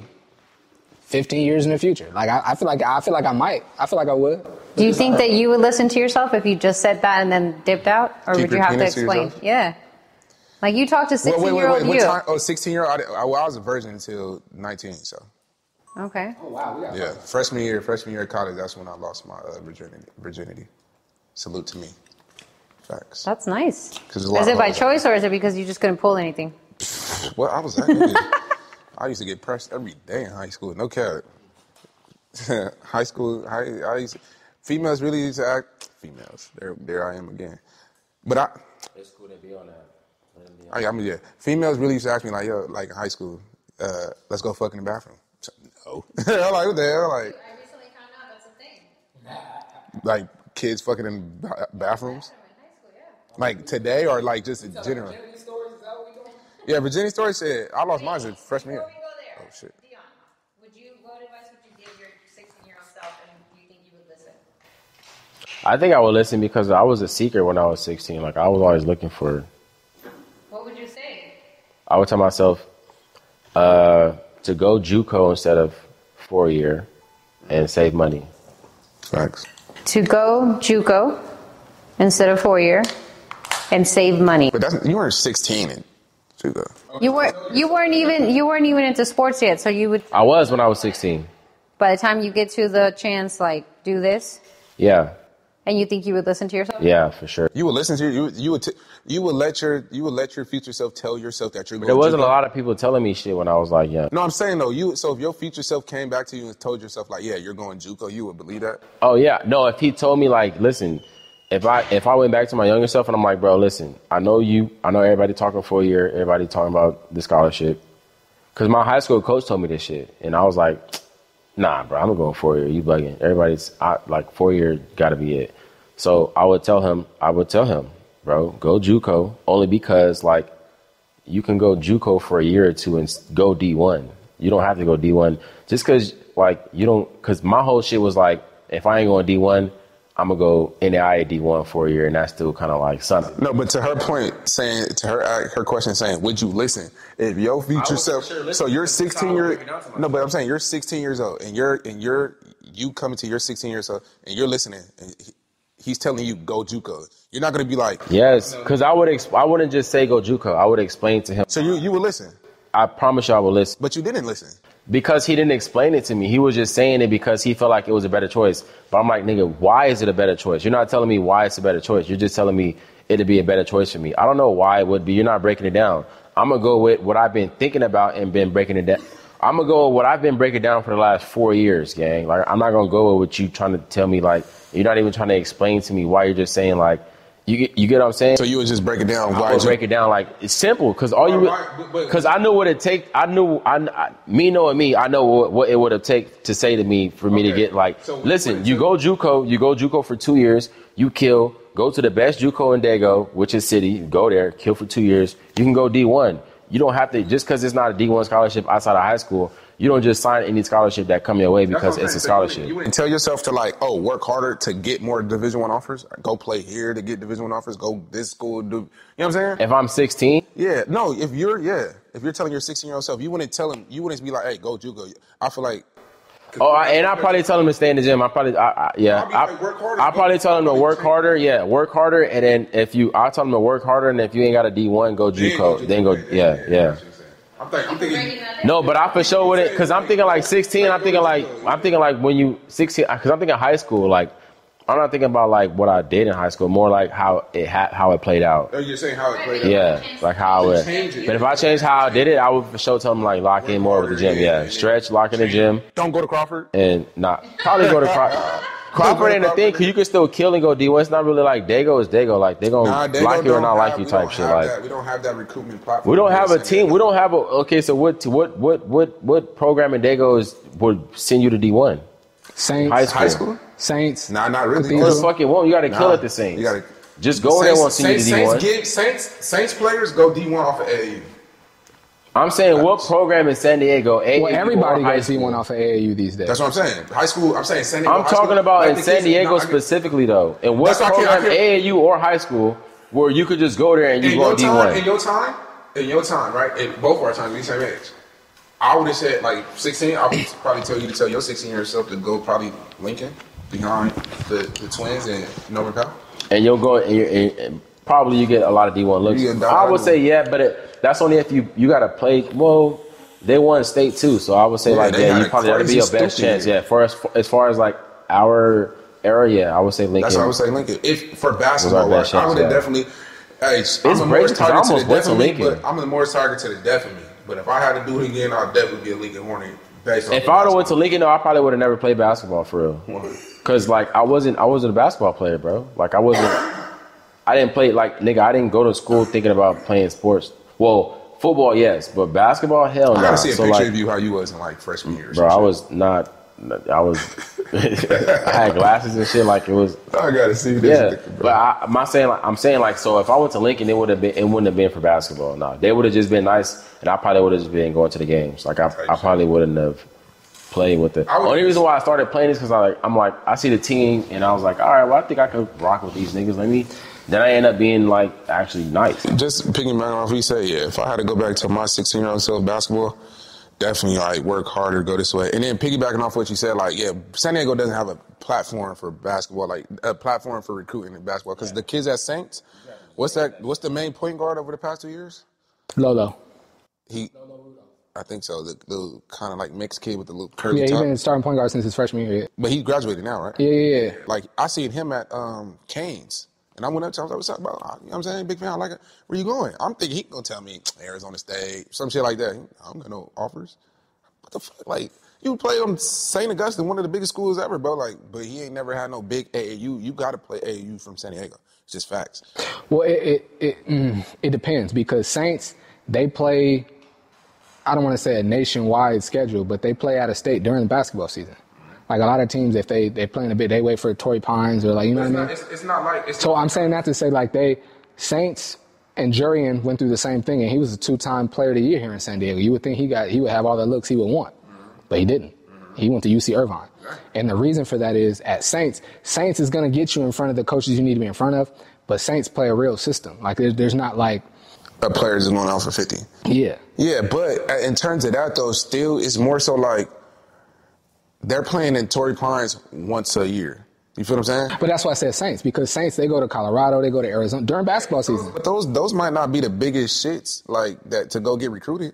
You feel what I'm saying? Like, you got to know, in high school basketball, when the biggest platforms to get recruited is the ESPN joints. You feel what I'm saying? Where the high schools was meeting up and they playing on ESPN, or they playing in them classics, them Florida Jam Classic, whatever they call it. You know what I'm saying? And then AAU is the main mecca of getting recruited, for sure. And you have to stay... Yeah, a corner 3 guy could get a fuck around and get a... Literally, that's how Boogie... I'm not going to say that's how exactly he got recruited, but I remember him mentioning, saying, like, he went to Peach Jam, and he just was going off.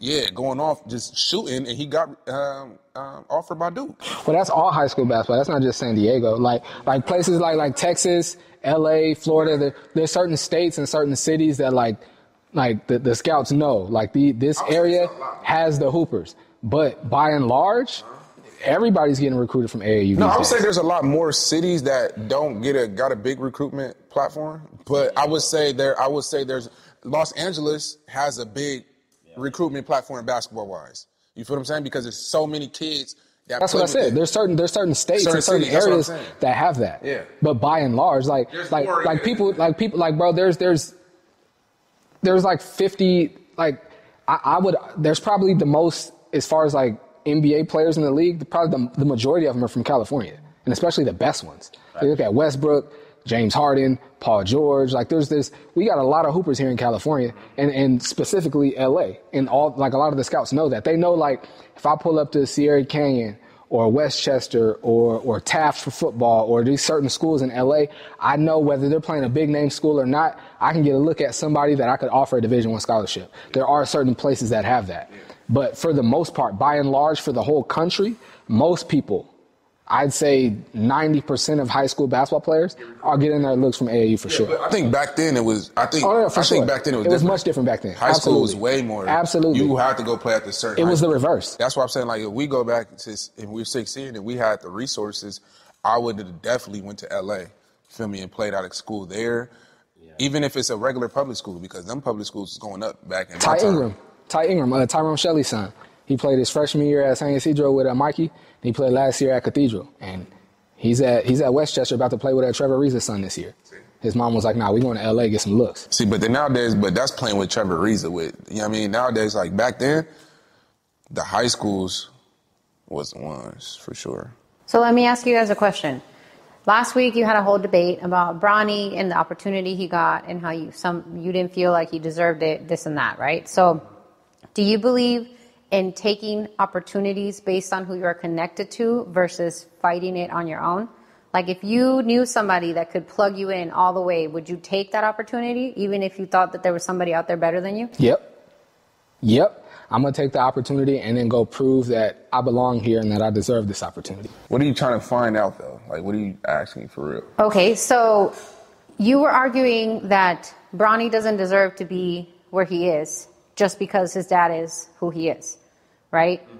So I'm asking you, if you were presented with the opportunity, like if your homie happens to make it and he comes back and he's like, yo, I couldn't think of anybody else that deserves this opportunity and I want to give it to you, come up.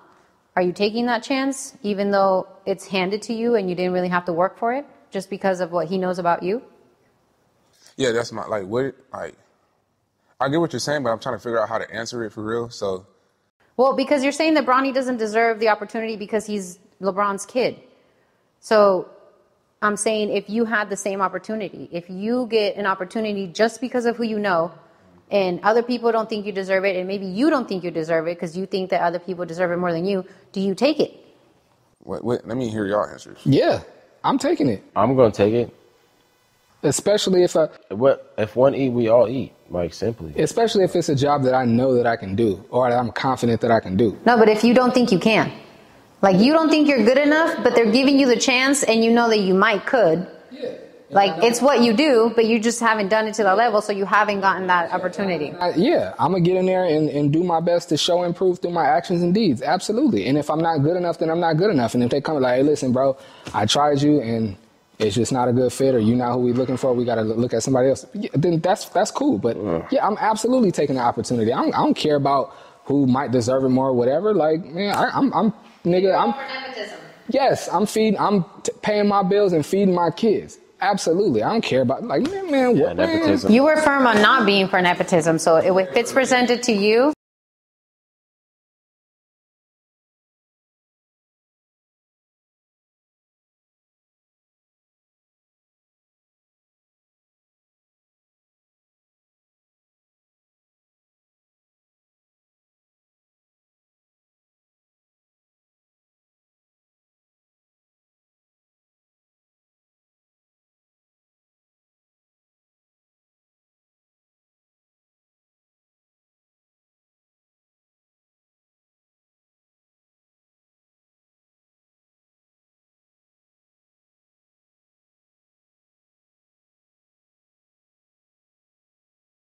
So if it never comes again, you are comfortable with the fact that you turned it down? I'd rather work to get it. That's just me, because I don't want to get it and I'll make a fool of myself. I look stupid.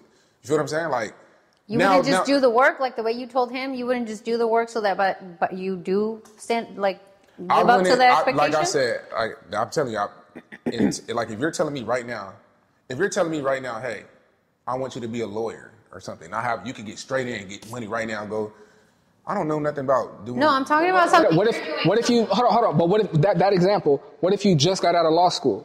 You just finished a month ago. If I'm confident about myself and because I did the work, then yes. But in terms of like Bronny's situation, like I said, it's different because yes, he could play basketball, but do I think he deserves it? That's my opinion. But do he thinks he deserves it? If he thinks he deserves it, hey man, go do your shit. I would love to see him do his shit. Now, as a fan of basketball, I don't think he's going to get out there and get rocking. I don't think it's going to happen. So that's the only reason I would say, like, if I was Bronny, right, and I can't speak for everybody, and I'm not Bronny. I'm never going to be in this position. He's a great kid. He's blessed to be in that position. But if I was, and I've had my own mind, I could think for myself, I guess if we could speak that way, it's kind of like weird to speak that way. Mm-hmm. I don't like to speak like I'm somebody else. But I'll probably be like, Dad, I'm about to go play 2 more years in college. And that was a big debacle we had in the comments about we should talk about that, the G League and the Division I. But I would definitely be like, Dad, let me go rock out in college. Let me go actually play at Kentucky or Duke or one of the better schools where I can really show people I can hoop. Like, let me get in the grind and really feel like, damn, I'm really out here cooking. Because, like, to me personally, that's why I feel like he didn't deserve it, because I have not, in his 4 years of high school basketball and his 1 year at Division I never felt like I look back and like, damn, Bronny is cooking right now. Let's get back to you though, and this. Okay, yeah, but me, like I said, like that's what I'm saying. Like, I just wanted. So, say for instance, y'all are whatever. Give me an example of what it is I'm coming into. Let's say Flix Media Network is a hella popping network, and I said just like what happened with the podcast. I'm like, hey, OJ Mitch, I like the production you've been doing. I like your perspective. When I see you talk on camera, I'm ready to produce a show for you. And maybe you've never done it for yourself, or you feel like you ain't really got your bearings right, and you ain't really like hit your moments where you feel like you could really do this. But you got the bro from your city that's like, yo, I could put you in position. I feel like that's different because you could grow within that if it's a media. So you can grow within anything. It's any opportunity. Okay, so say for instance, like let me think of you like this. While you think, like the real life example I had, right, with the music. Like, my bros been in places where they trying to get me into doors for real. Like, I told them straight up, like, yeah, bro, no, I'm not ready. Do you remember? Are you old enough to remember the MTV show where they used to give a kid the opportunity to live out their dream in 30 days, and they had to give up things while they were learning? I remember MTV had a bunch of shows, but I don't remember. Okay, so they had this one show. I can't remember what it was called, but basically they would come to, like, kids would send out their audition tapes, and they would say, I want to learn how to do this, right? I remember this one girl. She wanted to learn how to be a skater, and she wanted to do BMX, well, it's not BMX, but what are they called? The skaters? X Games. The X Games. She wanted to be on the X Games, right? And so she sent her tape, MTV chose her, and they came and they told her, you have 30 days to learn how to skate and how to go on this contest that it's on this date. The contest was on the same day as her prom. And she was the runner-up for homecoming queen or whatever, prom queen or whatever. So she had to choose, and she had to keep giving up things during high school to learn how to do this thing. And in 30 days, she learned how to be a skater. She went to the competition, and she placed 3rd place. Right? She learned how to do all the flips, all the things, whatevers. In 30 days, right? That always stuck with me because there were so many examples. Like I remember another girl learned how to be a rapper. Another kid learned how to play the guitar. Like there were so many examples of extreme sports and extreme skills that people had to learn in 30 days being like incubated in this particular thing. That's what the show was about. Okay, I get where you're going. So if you get the opportunity and they tell you like, come up, and then you have basically like a few weeks to get ready, you wouldn't just do the work to step up so that you can live up to that opportunity? Not in those 30 days, because now once you get out in that field, it's you versus these people who really done did it. And that always makes me feel like, yeah, I'm not ready. Because for football, I played football when I was a kid, and I remember I had to play up a level. And I'm like, damn, like when I get out here with these dudes who really been putting in work, it's like, yo, it's a different energy within yourself, like, yo, these dudes is really putting in work. And that always makes me like, yo, I gotta go put in for real work. Yeah. So I'm saying, like, if you're giving me opportunity, so I know I'm not ready, I've done that in real nigga situations where it's like, dudes is trying to get me in musically, you know what I'm saying? So in any situation for real, like, if it's something where it's like, whatever it is that you have to work is what you're presenting. You feel what I'm saying? Yeah. Now, you feel me? So whatever it is, if it's like basketball, football, music, talent, like actual talent or anything of that sort, if I don't feel like I'm gonna be able to shine and do what I gotta do, I don't want to do it. So I won't take it. And people hate me for that. And I promise you, you're always the unpopular opinion. So yes, I wanted to get your opinion on this. Because I've always been that way, and maybe that's why I've never rocked with the world for real. Like actually, because it's like, bro, I'm this way. I remember arguing. Is there anything that you're passionate about or that you do that you feel like all you need is the opportunity and you're gonna seize the moment? There's times where I'm talking about right now. Right now. Is there anything that you're passionate about or that you do that if presented the opportunity, you feel like you'd seize the moment? Right now, yes, in certain things I'll do. And what is that? So let's say music. Somebody signed me to a label right now. For sure. I'll be like, yes, I know I can make music. That was a time ago. If your homies called you right now and said, come up to LA. And if they call me now, then it's like, yeah, nigga, I'm ready. Feel what I'm saying? But before, I've told niggas like, yeah, bro, I'm not ready. So, you know what I'm saying? It depends if I'm ready or not. And then I'm not going to take it just because you're giving it to me. You feel like you're ready. If I would take it if I feel like I'm ready. In this moment, you feel like you're ready. If your people in LA called you. Yes. So I guess to answer the whole question is, if I'm ready, I would take it. If I'm not ready, I'm not going to take it because I don't want, even if it just wouldn't feel good to me though. Like, you feel me? Like, you agree or not? You on the same page? I'm with you, but I feel like I would go into that situation and put my best foot forward. And if I didn't land whatever I hope to land, I would use that as a learning opportunity to be like, okay, I wasn't ready this time. But when I went in there, I seen him doing this, I seen her doing that, I seen him doing this. So when and if the next time my number's called, I'm gonna be ready. So, okay, so I would take it and put my best foot forward and hope for the best. But if I didn't get what I wanted, then I would take that opportunity as a learning situation. I mean, look at it basketball wise. When these one and dones go to the league, right? So one and dones go to the league. There's very few one and dones that go to the league and actually succeed in the league. You get what I'm saying? Like, cause these niggas was not ready. You had a big name. You knew how to play basketball. You can dunk. You can shoot. You know how to play basketball, but you was not ready to go against these grown men who's been putting in work for years. And you put out there on the front line, starting five, everything because of your name. You feel what I'm saying? And then all of a sudden they don't live up to, and then all of a sudden 3-4 years, now they're done because they wasn't ready. You feel what I'm saying? I hear you. I think I'm splitting hairs here, but I think that's a little different because a lot goes into that. It's like, all right, like I'm done being a student. I'm done letting my school make money off me and I can't really capitalize, even though NIL is here. I think sports is a little different because it's like. But I get what you're saying, but I'm saying like just in general of, I guess Bronny's situation because the nepotism. Like, if I was Bronny, hypothetically speaking, and I had a choice, let me go rock. I would feel personally like in my heart and soul, like, let me go rock out where I can really prove myself. You feel me? Like, there's very, like... You wouldn't want that moment on the court with your dad? Your dad ain't got so many years left. Shit, that's probably... So, the homie LeBron, who I tagged, he the one who told me, he was like, bro, LeBron forced legacy moments. You feel what I'm saying? Now, as a father, if say Bronny's career don't rock out and don't plan right, is it LeBron's fault because he rushed him out of college? Preach, pastor. That's how I feel, right? I just preach. Is it LeBron's fault if Bronny does not succeed in the league? Is it LeBron's fault because he wanted this moment for himself? I'd say no. Oh, my God. Come on, Mike. Come on, Mike. Come on, Dion. Come on, bro. You a basketball player. I think Bronny wanted to get drafted. Nah, this was LeBron's moment. What about you, Dion? You get the opportunity, do you take it? Yeah, I already said I would. No hesitation, no second thoughts. You're running up there. Even if you're not ready. I mean, that's different. I probably still would though if I know. It depends on what it's about. So I think to your question, since it's Bronny, I feel like we all got to answer the question if we not ready.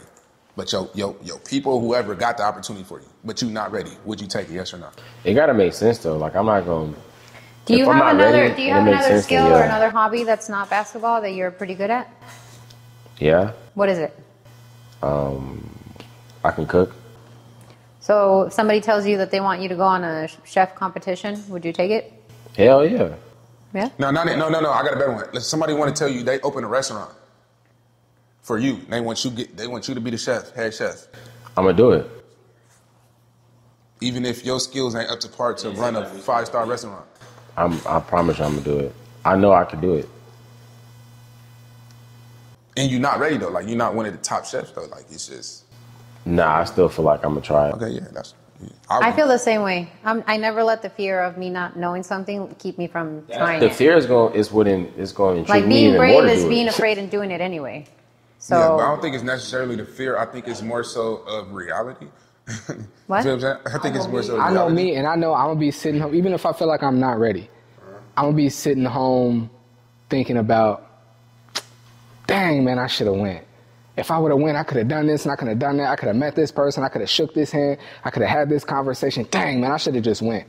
Even if they never use like for your example, even if they never use my verse, even if I you know what I'm saying, I pin what I feel is the best verse and I lay it and they don't use it for the album, they don't use it for the song, my mind would be thinking about the people that I didn't meet, the conversations that I didn't have, the hands that I didn't shake, the relationships that I didn't make. That's all I'll be thinking about, because it's not all about what you do, what you were called to do. There's so much that comes with just being in the room. Like me, there's been times like when I first went to the Drew League, I wasn't as good as those photographers there, but I knew like somebody was like, hey, well, you should come up here. And I was already like, I want to go to the Drew League. I was following Casey Athena. Saying, I need to go to the Drew League. If I feel like if I just take one good picture and put that out and tag the Drew League, that'll help my photography career. And then some people that I know from up there say, you should come up here, bro. You should come up here. I was like, I was already thinking about it, but y'all kind of lit up there. Like, it's NBA players, I don't know. And the first time I went, I had imposter syndrome like a mug. I'm standing, like, I'm on the baseline, standing next to photographers that's lit, that I follow, that I like, yo, like, I want to take pictures like her. I want to take pictures like him. And now I'm right next to him. Imposter syndrome like a mug. I'm like, bro, I don't belong here. I don't belong here, bro. Like, I film high school kids in San Diego. I have no business filming Brandon Jennings right now. I don't belong here.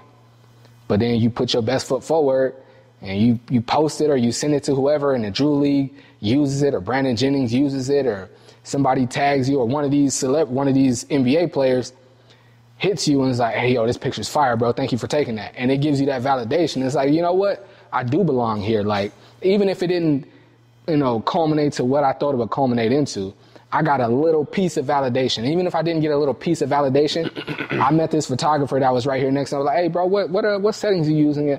Like, there's even if you don't like hit the nail on the head the way you expect to and the way you want to, there's so much that you can gain and so much that you can learn from just being there and putting your best foot forward and having genuine energy and being a genuine person when you shake hands and look people in the face. And so it's not always about, you want to put your best foot forward. I'm not saying go in there and make an ass of yourself in what you do.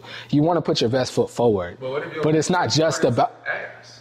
What if your best foot forward isn't it doesn't equate to, people who's been doing this. What if That's you what I wanna- what if I was you go gonna in say there? What that if you too, go in like- there and lay your verse, and one of the people that's in there, one of the producers that's in there, tells you like, "Hey, yo, right here, you said when I run my race," and he told you to say, "Hey, when I run." And that made your cadence of your verse better. He said, "Hey, yo, you trying to squeeze too many bars into this stanza right here.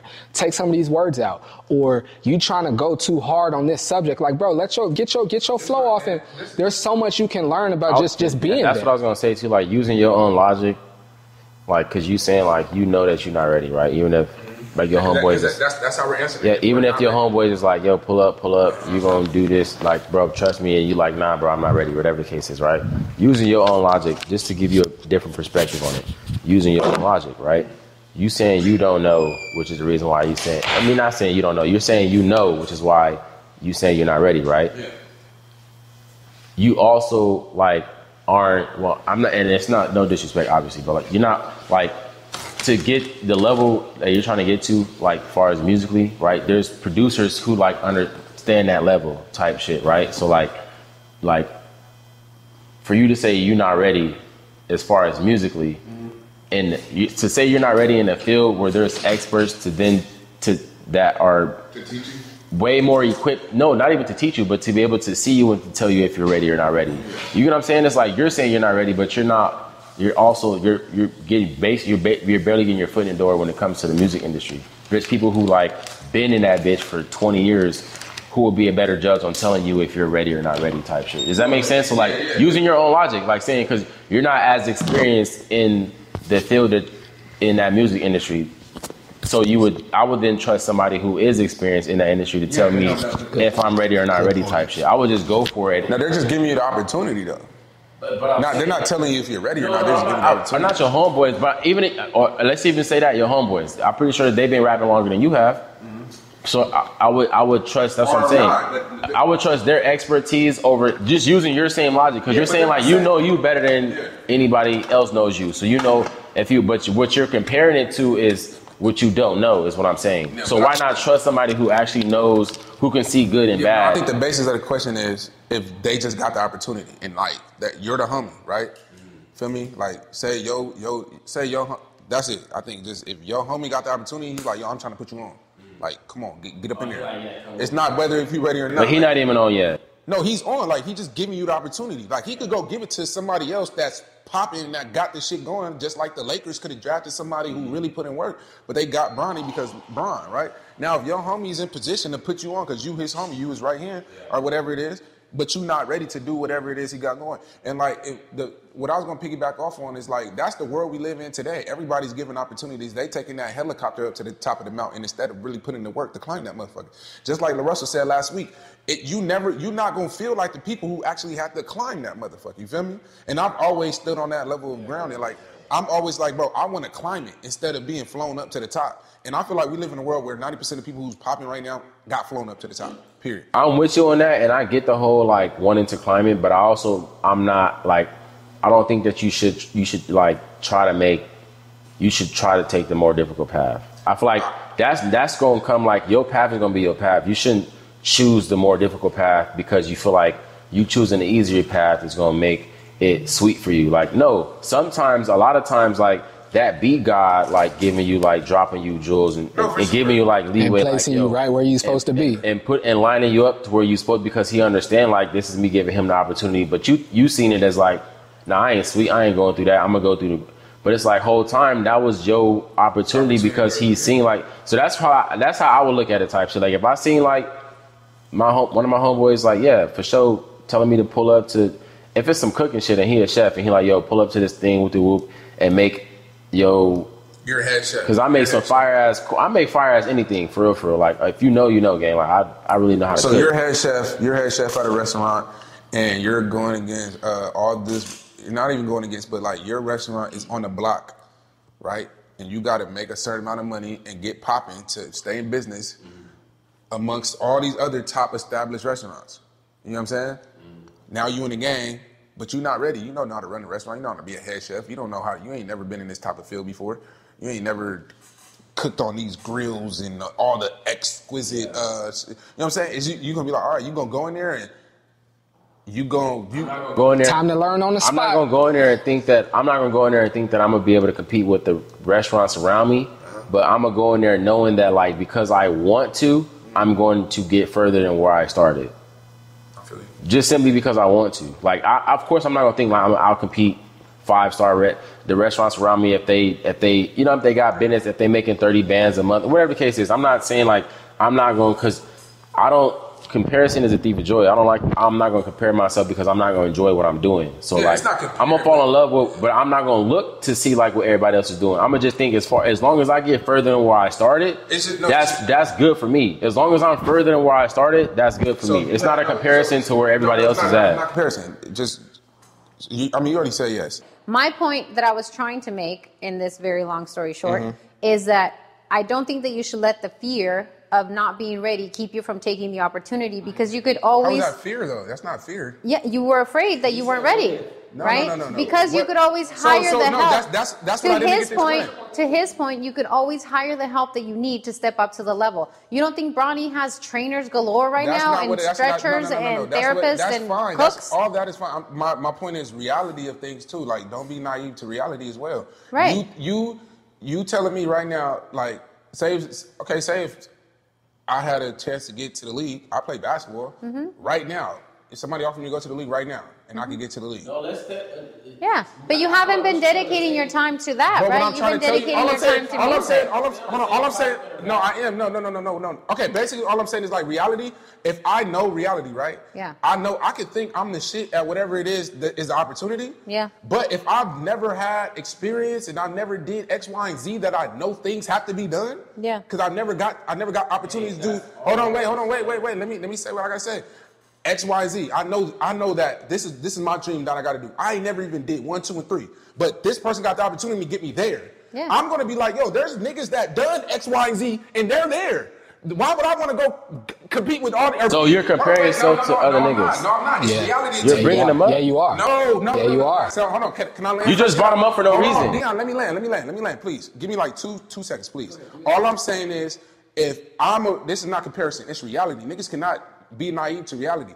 I know personally within my heart, if I know I have a dream that I've been dreaming, like, yes, I'm trying to get right here. But I know personally that I have to do X, Y, and Z to be this good, right? And my homie gets me to get here, but I ain't done X, Y, and Z. You know what I'm saying? I know that this person or all these people have done X, Y, and Z. They done put in work, they done been here, and I can respect them wholeheartedly. Like, these niggas is really nice, but he got me next with them. I'm going to feel a way like, bro, I did not deserve it to get here. That's how I'm going to feel 100%. I don't give a fuck what it is. That's how I'm going to feel. Respect to you for respecting the process. Yes, that's it. Exactly. Yes. Trust the process, respect the process. I'm going to go through the process. Now, I'm not sitting there saying to people, don't miss out on the opportunity if your person can get there. Just me personally, if it's life changing, that's different. We doing all that. But if, like, me personally, I would probably be like, yo, bro, in real honesty, like, if it's $1 million and you're offering me $1 million, of course, who's gonna turn that down, right? Like, I'm giving you $1 million. Of course, I'm gonna get that bread and get up out of there or whatever, even if this shit don't work out. But if we're just talking that to get there on a respect level and something that I respect wholeheartedly, dearly, bro, I'm gonna be like, yo, bro, I gotta do 1, 2, and 3 first before I can be compared and sit next to these people. I'm gonna let my bro put me in that seat while I'm in that seat. I'm not finna not take it.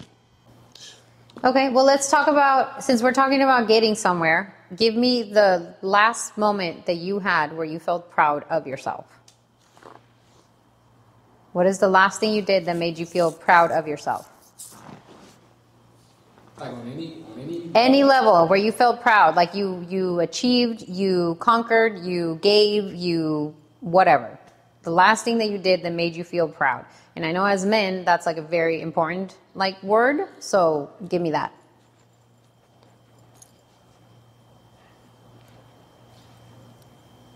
Mine would probably be, even though I've only sold like 6 or 7 of them, designing and actually getting these hats and putting them out. That would be mine. Putting my Flicks hats on.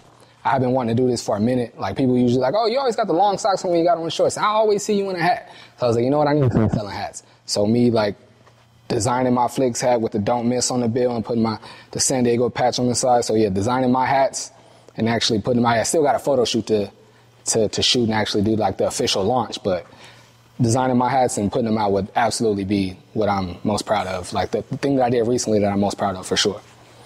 That's a good one. Y'all grab a Flicks hat, man.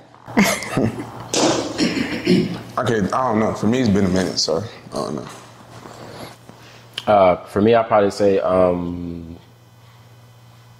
Sunday I went to, I cut my dad's hair, my brother's hair. I gave them all a haircut, so it was something that I did recently. Why That did made me make you proud. feel proud? Because I like serving people, especially the ones that I love. I find joy in doing that, so. That's what's up. So back to, real quick, before we move on, before that last topic. You got nothing you proud of? It's been a minute, like. He came and got me, gang. He came and got Dion, feel me? Had to go pick up, bro. I mean, I recorded a song. I finished a song last week, I guess. But I mean, you know, I could do a lot more. Me, I always look, I could do a lot more. So I'm glad. I'm more so glad I'm in that space to like, yo, I could do more. Even if it's something, it's like, you know, don't hang your head too high. You know what I'm saying? It's like I could do a lot more. On that, it was more so. I don't want to say this. It was more so on you showing up and being yourself here, but I'm extremely proud that you're now a part of the podcast. 1,000%. Very proud. Because like I said, we tapped in out together like last year, almost to the day. It was Yeah. When you was like doing a show together. Talking about like doing a show together, doing some content together, and even on this one, like, you know what I'm saying. Like I said, like first bringing you here, we just wanted to have you on the show and talk some shit and just have some laughs and talk with you. But like I said, I don't know if you heard it, but like your first episode, I was like, we need to keep this nigga, right? Mm-hmm. So like after like the second, third episode, I was like, yo, Jay, miss you to be here. So I'm proud to have you. We still looking for a female co-host, and that's gonna happen. We bring in a female co-host in next week to see, you know what I'm saying, see what she got. Yeah, and I'm proud to be on here too. That's a good moment to do. Even before the female co-host comes in. Now, I'm gonna say it with all due respect to anybody else that's been on the show. I'm gonna shake your hand when you say it. I feel like you like the missing link to the show, fam. I feel like you like the missing link to the show, fam. Like me and Dion been rocking even before it was just, you know, I was having other people come in. Like first time I had Dion on just a one-on-one episode, just interviewing him, I was like, I like having this nigga here. I think I want this nigga here. He good at podcasts, you know, when to choose his moments and all. I like having this nigga here. And our chemistry been rocking ever since he came here. But I was, like I said, I wanted a crew. And me and Dion was rocking. Like a lot of laughs, not low-key viral moments, but like I said, having you here, I feel like you were like the piece that we needed to make it like, okay, we really cooking now. Once we get the girl here, so I'm very proud to have you on the show. I'm proud to be on here too. Facts, that's another moment. I'm like, yep, because this is something consistent in my life too. Just to piggyback off that, like you being here for show, make it like a balance for show, like a perspective that I thought we would need. I thought it would be a good fit for real. So I think we all like it's perfect, like because we all bounce off of each other, like got different perspective. But before we move on, piggyback on for the last conversation. I think let me say this real quick. I'm gonna say this once. It's because I fuck with you for real. I think one of your biggest flaws, gang, is like you like no. This real shit though. This real shit because I fuck with you for real. Like, tell me my flaws. I don't next. even I like tell this. niggas this shit like that. But I'm gonna tell you this because I fuck with you for real, gang. Like I think one of your biggest flaws for real is like you have such high expectations for yourself, bro. That like sometimes you forget to like. Not saying you do because I don't want to tell you what you do. I think you forget sometimes to stop and like really appreciate how much you accomplished, bro. Like, you know what I'm saying? Like, cause like nigga coming from where we come from, bro. Like.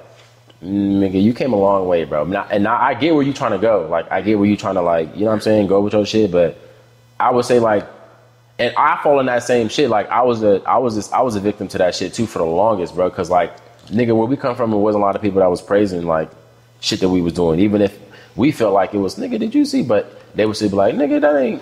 And then kind of like brainwash you into thinking like, yo, accomplishments ain't as big as they really is, gang, bro. Coming from where we come from, bro, like, yeah, bro, you came a long way, gang, like, for real. Nigga, we both came a long way, for real. Like, so, like, all of us appreciating that shit, because that was one of my biggest flaws, like being able to stop and appreciate shit that I really, like, that I really did, that I could say I did, and motherfuckers that even in my family ain't even do yet, so just being appreciative of that, being lost in that space more than where you trying to go type shit. Be lost in that space of being like, just appreciative of where you at and how far you came type shit. Like for real. Like real shit. Not saying you're not, but I'm saying like I would say like yeah, like that just like yeah, for sure. And I appreciate that and I appreciate the words 100%. Same to you, same to both of y'all. Same to you feel me? And same to everybody who's watching that feel the same way. I just to preach to that moment and why I'm always so controversial is because like you know what I'm saying? When you reaching for the stars and you go through real life, when you trying to climb that mountain and you get stuck on that motherfucker sometimes, and the things you go through and the reasons why you get stuck on trying to climb that mountain, it's a test of your greatness to keep going. But you know, I'm more so somebody who's been stuck on that mountain and speaking from that perspective. You feel what I'm saying? So everything that I say goes from that perspective, like somebody being stuck on that mountain. I ain't never found myself giving up and wanting to go back down, but like, you know, it gets hard when you get stagnated, you get stuck on that mountain. So that's always my perspective, and never trying to look over that. You feel what I'm saying? Sometimes it's easier to acknowledge this shit versus like act like it ain't happening. Exactly. Yeah, exactly. I get what you're saying. This is real. This is what's gonna happen. We got more time, or we got more topics? You know, in a job interview when they ask you like, "What's one of your flaws?" That could be your answer. Like, I set such high standards for myself. No, but I mean, do we got like more topics to go over? Because I wanted to. We do, but I want some free game though. Tell me one of my flaws. Yeah, I was just because we was talking about him, so that's why I kind of try to find one. Popped in my head. I don't want to try to find one. That's crazy. But you're not gonna hurt my feelings. No, I'm not. It's not you didn't already clown my bald head. I'm more. You like clown my brother getting held back. It's cool. Crazy. It's cool, bro. It's cool. My shit be more like in a moment. His shit just really like in this moment really like came to me like. Well, if you think of one, let me know. It hit me full circle when he was like explaining this shit. I'm like, bro, this nigga really like struggling with because I was struggling with the same shit, and I still do to this day. Not saying like I'm like completely past that shit, but like, bro, I struggle with that same shit. I didn't have motherfuckers like rocking with me how I thought they was, shit like that. So it'll make you like, yeah, you could for sure get lost in that shit, bro. But I'd rather be lost in the space of like enjoying what I already like accomplished and shit that I want to next week. I would love to hear it. Yeah, I got you. The last conversation, and not too long, but what I said for real quick was, if Bronny does not succeed, is it LeBron's fault? No. They don't succeed. No. Is it LeBron's fault? You're in the NBA. No. You got all the best trainers and coaches and doctors right here. I think it depends to on develop your game. No, it's not LeBron's fault. Depends on how you ask that question, but because you asked it like that, nah, it's not LeBron's fault. Because Bronny could be a fucking superstar, and then I wouldn't give LeBron credit for that. I would say because Bronny's LeBron. That's a fair point. That's a fair point. If Bronny becomes an all-star, do we give LeBron the credit for that? I'm not. I wouldn't. Bronny did his thing. You forget that Bronny almost. That's a great point. That Bronny almost died. He almost died, gang. Okay, no. If he comes an all-star, I wouldn't necessarily say that's. I would give credit to him being his dad, his father, yes. But I'm saying like that's a credit to his dad. I'm saying like I would give credit for. I'm saying if we're giving LeBron anything, like salute to being his father and being a great role model. But I'm saying like if he's an all-star, that's him for sure. He put in the work. But I'm saying what I'm trying to say. My question was if he does not succeed, right? Because 1, he left college too early. 2, he's underdeveloped. 3, will he ever get a real chance to being around all these pros who did X, Y, and Z, right? And been through it for so many years, you know what I mean? He's going against these high level players for years, right? And we know so many one and dones that came into the league and ain't never seen the light of day after their name dies down. You feel what I'm saying? So like if he goes through that, if he gets caught in that shuffle, is it LeBron's fault because LeBron won at this moment? I think that's my point when I say like when you say he the reason why you say like he has the intangibles to not, right? Because he 1 year in college, he not ready or whatever the case is, right? I don't think he's the first person to be in that situation, which is why I think he can be successful. He's not the first player out of college to go 1 year and go one and done. He's not the first to the first to not be not fully developed. He's not the first to like not be NBA ready. That's my point. He's not but there has been more that's what I'm saying. Back to your point. Majority of the niggas that are like that don't really succeed. Exactly. Yeah, but not all of them. Some of them actually do. More than none. More than the other. More than the other. And when I speak of one and done, we're speaking one and dones, bro. We're not just speaking niggas that just get to the league. We're speaking one and dones. We're talking about these one and dones who get to the league, and then the positions they're in is so much pressure on them to where it's like they fold. Only very few players like damn near Zion Williamson is about to, on the he's borderline of being a bust. But like Anthony Edwards, it don't got nothing to do with basketball. It's all the pressure of people expecting you to do X, Y, and Z. Look at Austin Rivers. If his dad didn't pick him up on his team, he was about to be out the league. Wait, time out. Austin Rivers was that nigga. Towards the end of his career, I'm out of high school. Yes, he was the number one player in the country. Went to Duke. Yeah, he was. Yeah, he was. I'm clear on all that. I know exactly who Austin Rivers is. Was he top 5 pick? He was number 1. He was number 1. Oh, what? Yeah. But at the point when his dad picked him up, he was about to be out the league. Yeah. So I mean, if his dad didn't pick him up, he was going to be out the league. His dad picked him up, gave him an opportunity.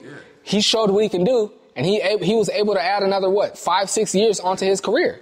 I don't think that his dad was the only one who gave him an opportunity. I think no, he was. No, there was conversations about it. Gave him the best opportunity. No. The only opportunity. No. Let's be clear. The only opportunity. I remember the conversations. Nobody was going to pick him up. Probably at that time. Yes. It's Austin Rivers, bro. He would have got picked up. And he was a McDonald's All-American. At that time? Yes, bro. I feel like he would have got picked up, bro. By who? He eventually. I'm probably not at that moment. Like, Doc Rivers probably the only one, but the next season, he probably would have got picked up, bro. It's Austin Rivers. His resume speaks for himself. Right. If I'm an NBA player and I'm a free agent and my dad is a president of basketball operations for an NBA organization, and I before I even I'm not saying there were teams, because to your point, you want to know? Back to your point, there wasn't teams lined up to get Austin Rivers, right? Mm-hmm. But there's teams that fuck around and, it's about to be 2 weeks before, a month before it's training camp. We need a guard. What's the best guards? We fuck around and get Austin Rivers. Yeah. That would have for sure happened with Austin Rivers. But I'm saying, to his defense, he didn't wait till the end of the summer. He went to the beginning of the summer who wanted him the beginning of the summer. That's not what happened. No teams wanted him. That's not what happened. I'm talking about perspective. Yeah. You can't say me breaking that down to you. That's not Austin Rivers saying nobody else wanted me. If the season over, right, and the summer just started, nobody's calling my phone, right? Then I go and I tell my dad, hey, y'all need a guard, or whatever the case is. Or my dad hit me and say, yo, we need a guard, whatever the case is, right? And you're like, okay, bet. Well, I'm gonna go. Ain't nobody else hit my phone. Right? I'm then going to go and tell everybody, nobody else hit my phone. When in real life scenario, that was the beginning of the summer, bro. By the end of the summer, a team would have picked them up on what I just said earlier. Resume. Well, we need a guard. I'm telling you that would have happened. That happens all the time. No, I can speak to exactly what happened because I remember I know what happened. I'm talking about what would have happened. He's Austin Rivers, gang. He would have got picked up on a minimum contract by any team. He signed a multi-year deal with the Clippers. Until y'all can tell me who was going to pick him up, y'all are just speculating. What are you talking about? When he was on the Clippers with his dad? Bro, when he was on the Clippers with his dad, he barely did anything. No, we are speculating. But what I'm telling you is he's speculating too. Okay. But the point was, what was it? The main conversation was, how we get on that? We was talking about Bronny, right? If he doesn't succeed, is it LeBron's fault? You know what I'm saying? So that's two different topics with Austin, because he already did his shit in the league. You feel what I'm saying? He had his opportunities, and I wouldn't say he necessarily was one of the top niggas in the league. The bigger point was, but we kind of got away from it a little bit. I think we maybe a topic or two, but since we're circling back to it, the topic was, or the opportunity is there and somebody's giving it to you. No. My question, I know that question. I'm saying my question was, if Bronny, just specifically on this topic, if Bronny does not succeed, is it LeBron's fault? And to me, I'm answering I think it would be LeBron's fault, because I'm pretty sure as a parent, and it's probably not, and listen, to everybody who's going to attack me in the comments for speaking how I speak, I'm not saying it's literally his fault. This is just me thinking, you feel what I'm saying? You would. Huh?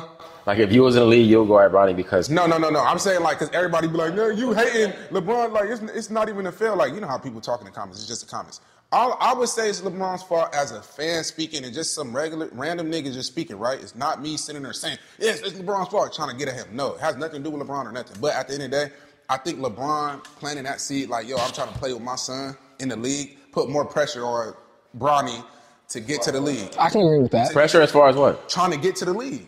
Because LeBron only got so many years left, and then on top of that...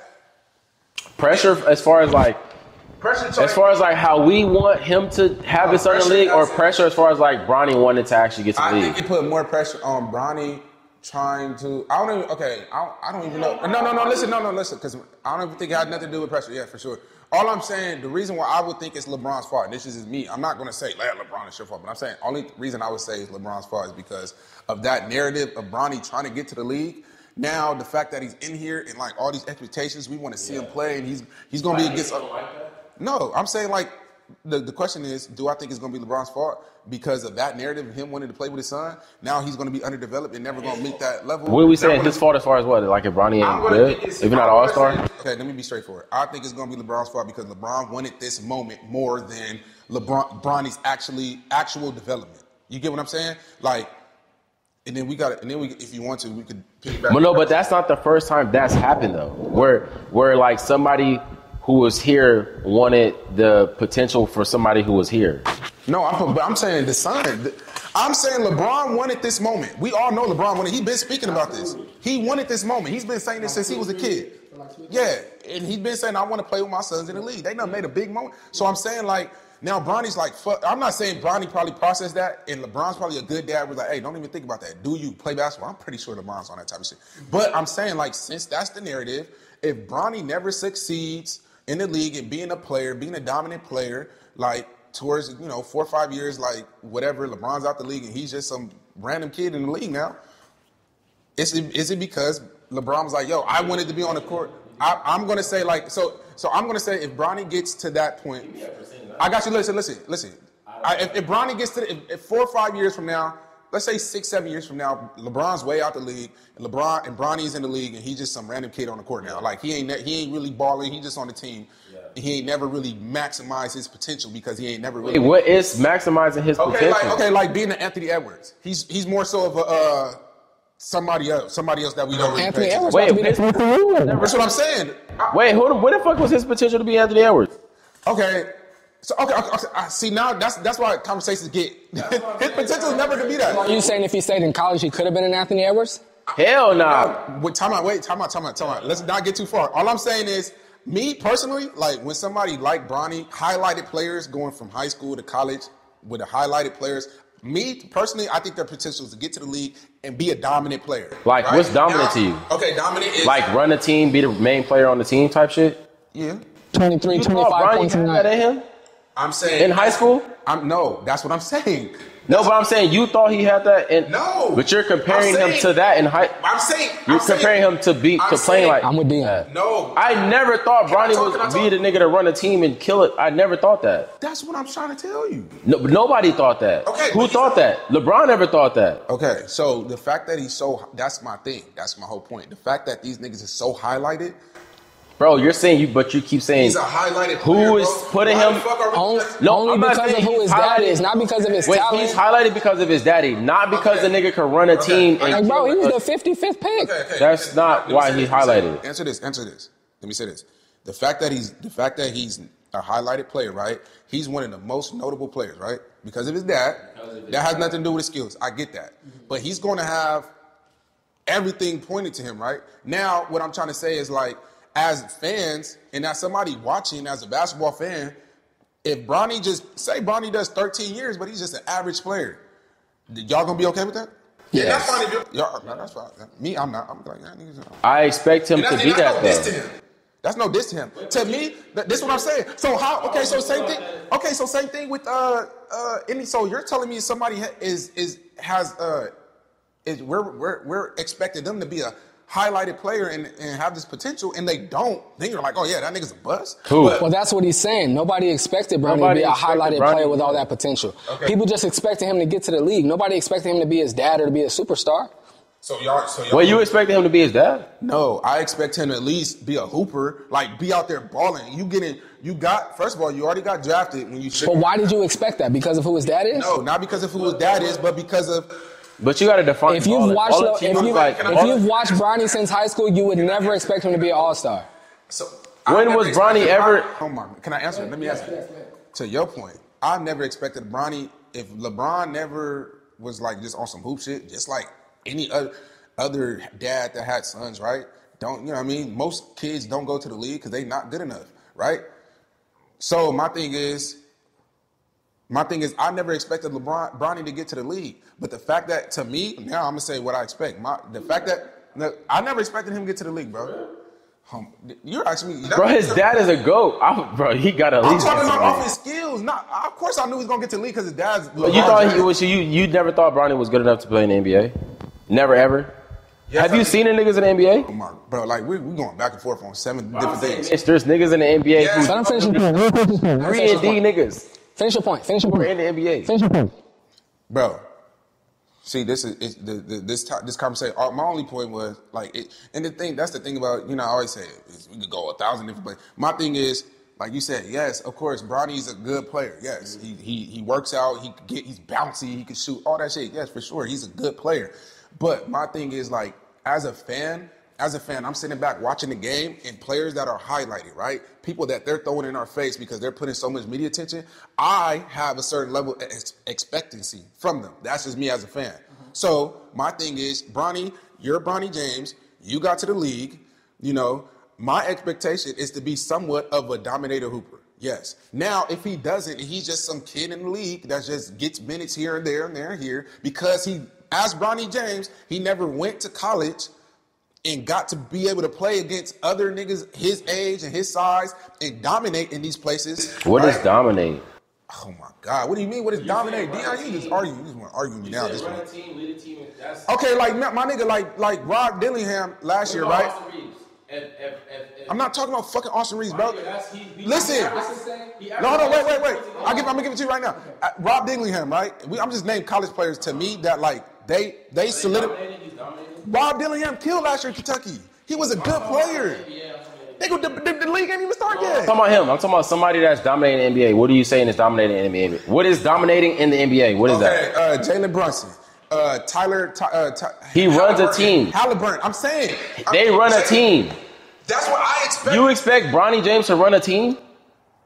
Okay, listen. Either he's gonna run a team or he's gonna be somebody like at the top of my head, somebody like Austin Reeves. Like Austin Reeves. When has Bronny James run a team? Exactly. So why are you expecting him to do something you've never seen him do? So what do you expect? So what do you expect Bronny to do in the league then? I expect him to be an NBA player, to be in the league playing basketball in the NBA.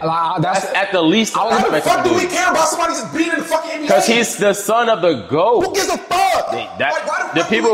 He's the GOAT. He's the GOAT. Get as passionate as he wants. That's what I'm saying. Bro, listen. Why the fuck I'm gonna give us why the fuck we don't give a fuck about motherfucking niggas sitting on the bench now in the league? Because they daddy not LeBron James. Say what you said. So if he rides the bench, if if Bronny James is riding the bench, we gonna keep talking about this little nigga?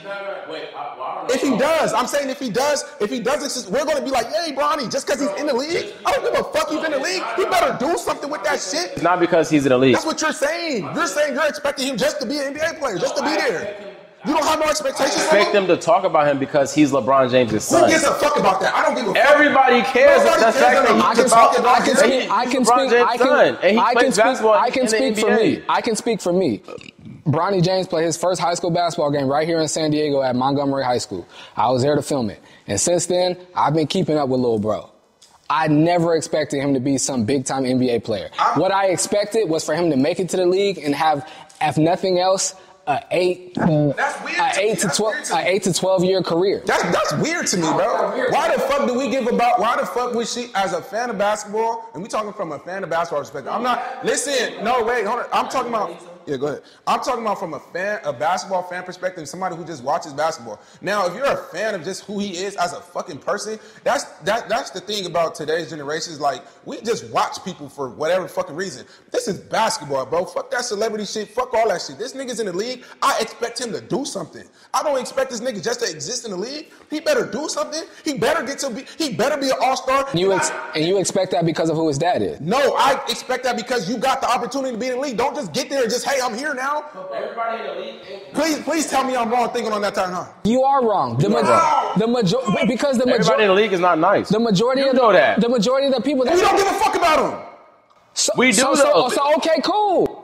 Exactly. So why the fuck we gonna give a fuck about Bronny? Wait, because he's LeBron's son. No, we don't. I don't give a fuck he's LeBron's son. Wait, so if he, but you're asking why are people gonna be like talking about him and saying things about him? No, that's never gonna go anywhere because of who his dad is. They can have that. Are you speaking of what we expect or what people are gonna do? I'm talking about Why, y'all? I'm talking about y'all expectation of him as a player. Yes, I said that. and I'm saying that. To your point of what you said of him, you expecting him just to exist in the league. Yeah. That's bullshit to me. I can't respect that. It's bullshit to me. Respectfully, I can't respect. Well, what is there not to respect about it? The average NBA career is 4 years. If he's making anything past that, that's a success. What has he shown you to make you not? That's what I'm saying. Him at least being in the NBA. When did you ever expect him to be a superstar? I'm saying I want to see him do that. I want to see him get there. But I would love to see it too, but right? expectations though. It's cool to work. Bro, we place that expectation on every fucking person that we had. That's a highlighted person ever in life. How many, bro? They ridiculed Michael Jordan's son for not making it to the league. They were like, this nigga didn't make it to the league. He's fucking trash. Everybody that's a highlighted player, if Mikey Williams does not succeed, they're gonna be on his ass. They're going to be on Mikey Williams' ass. Listen, okay, exactly. And they got on their ass about that. Now you're telling me you just expect Bronny just to exist? James is good enough to play in the NBA. Mikey. That's my point. That's fine. Okay, I'm not sitting there. He's a basketball player. I think you're good enough to play in the NBA. But if you get to the NBA, I'm not just going to be like, yeah, the nigga's in the NBA. Woo. I'm not like, nigga, go do something.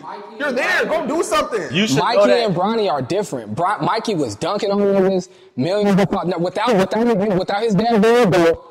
Millions of followers as a freshman, dunking on niggas. You have an expectation of a higher expectation of Mikey over Bronny.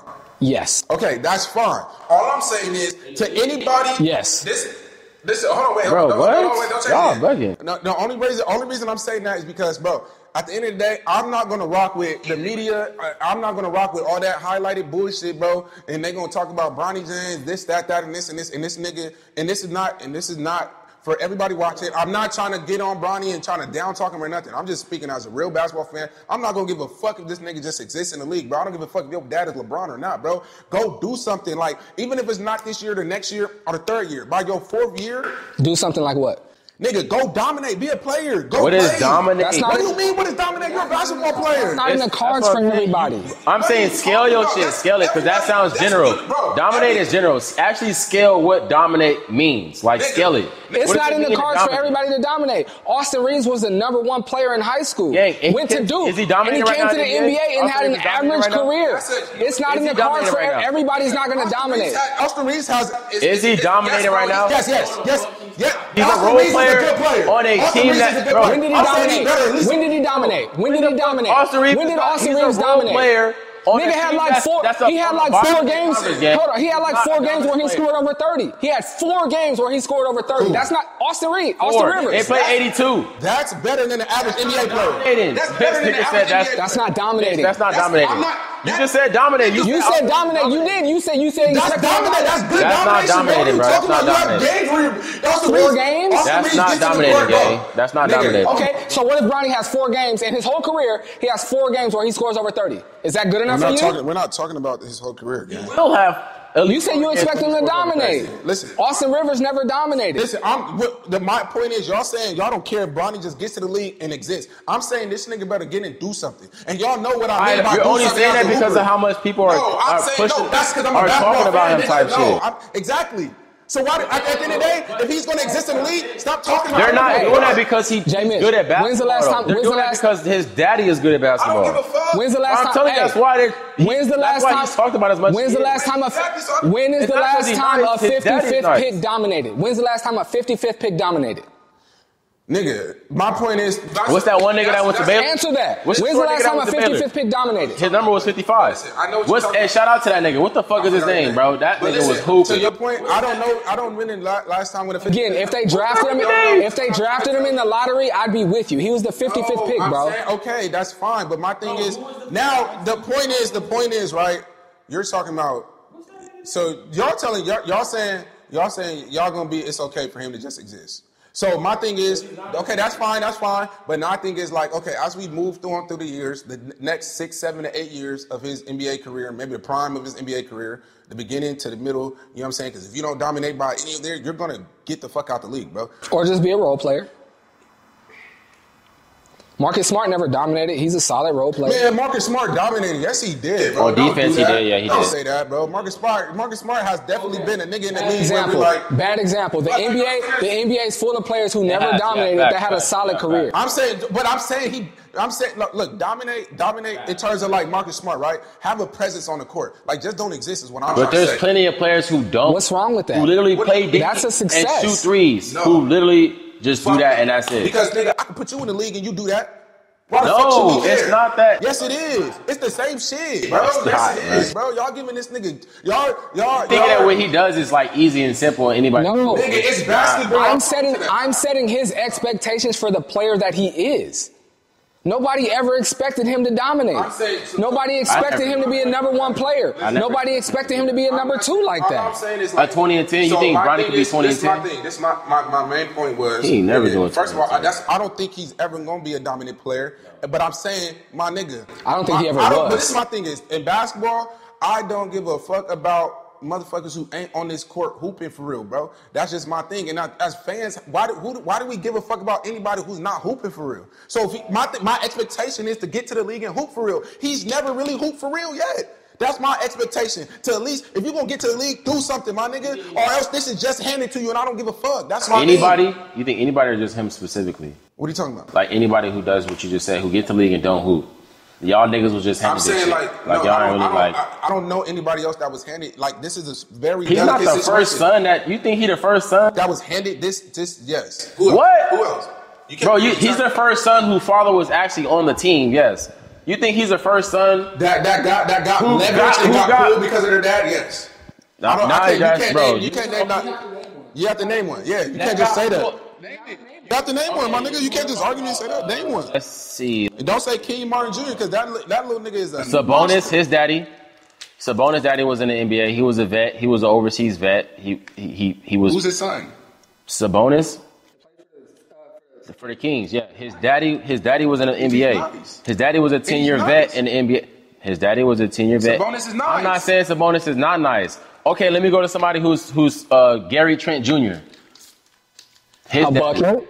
Who? A bucket? Exactly. He's a bucket. He's not a dominant player. He's a role player on the team. What do you mean not a Your personal opinion. Okay, that's your personal. You said dominant. He's a dominant role player. He's not a max contract nigga. He's a dominant role player. What? That's your opinion, my boy. My point is, he's a role player. That's my opinion. Your opinion is he's dominant. Cool. We're both saying he's a dominant role player. Whatever you say he is. Plays. My point is he's not a max player. He be getting rebounds. He's a role player. He's a role player. And Bronny be getting assists. Bro, it sounds like he doesn't mean dominate. You're saying he doesn't mean dominate. And that's what we're hanging on. Because you say you expect him to dominate. Sabonis, okay, you got Sabonis because Sabonis is a max player. Nigga, Gary Trent Jr. isn't a max player. Motherfucking what's next? Old boy, what's next? Fuck is his name? The one that played for Denver. He just became a max player. The one I heard is back. Michael Porter Jr. Michael Porter Jr. His daddy. Michael Porter Jr. was a nigga. Wait, let's go to the nigga that played for the Nets and his son played for Philly right now. Fuck, he just played for Houston last year. He got hella bounce. Lefty. What's his name? He's playing now, or his daddy? He's playing right now. His daddy used to play for the Nets. Fuck, he's on Gilbert Arenas podcast, bro. The license. Kenyon Martin Jr. What about his fucking son? His son is nice, nigga. He's not dominant.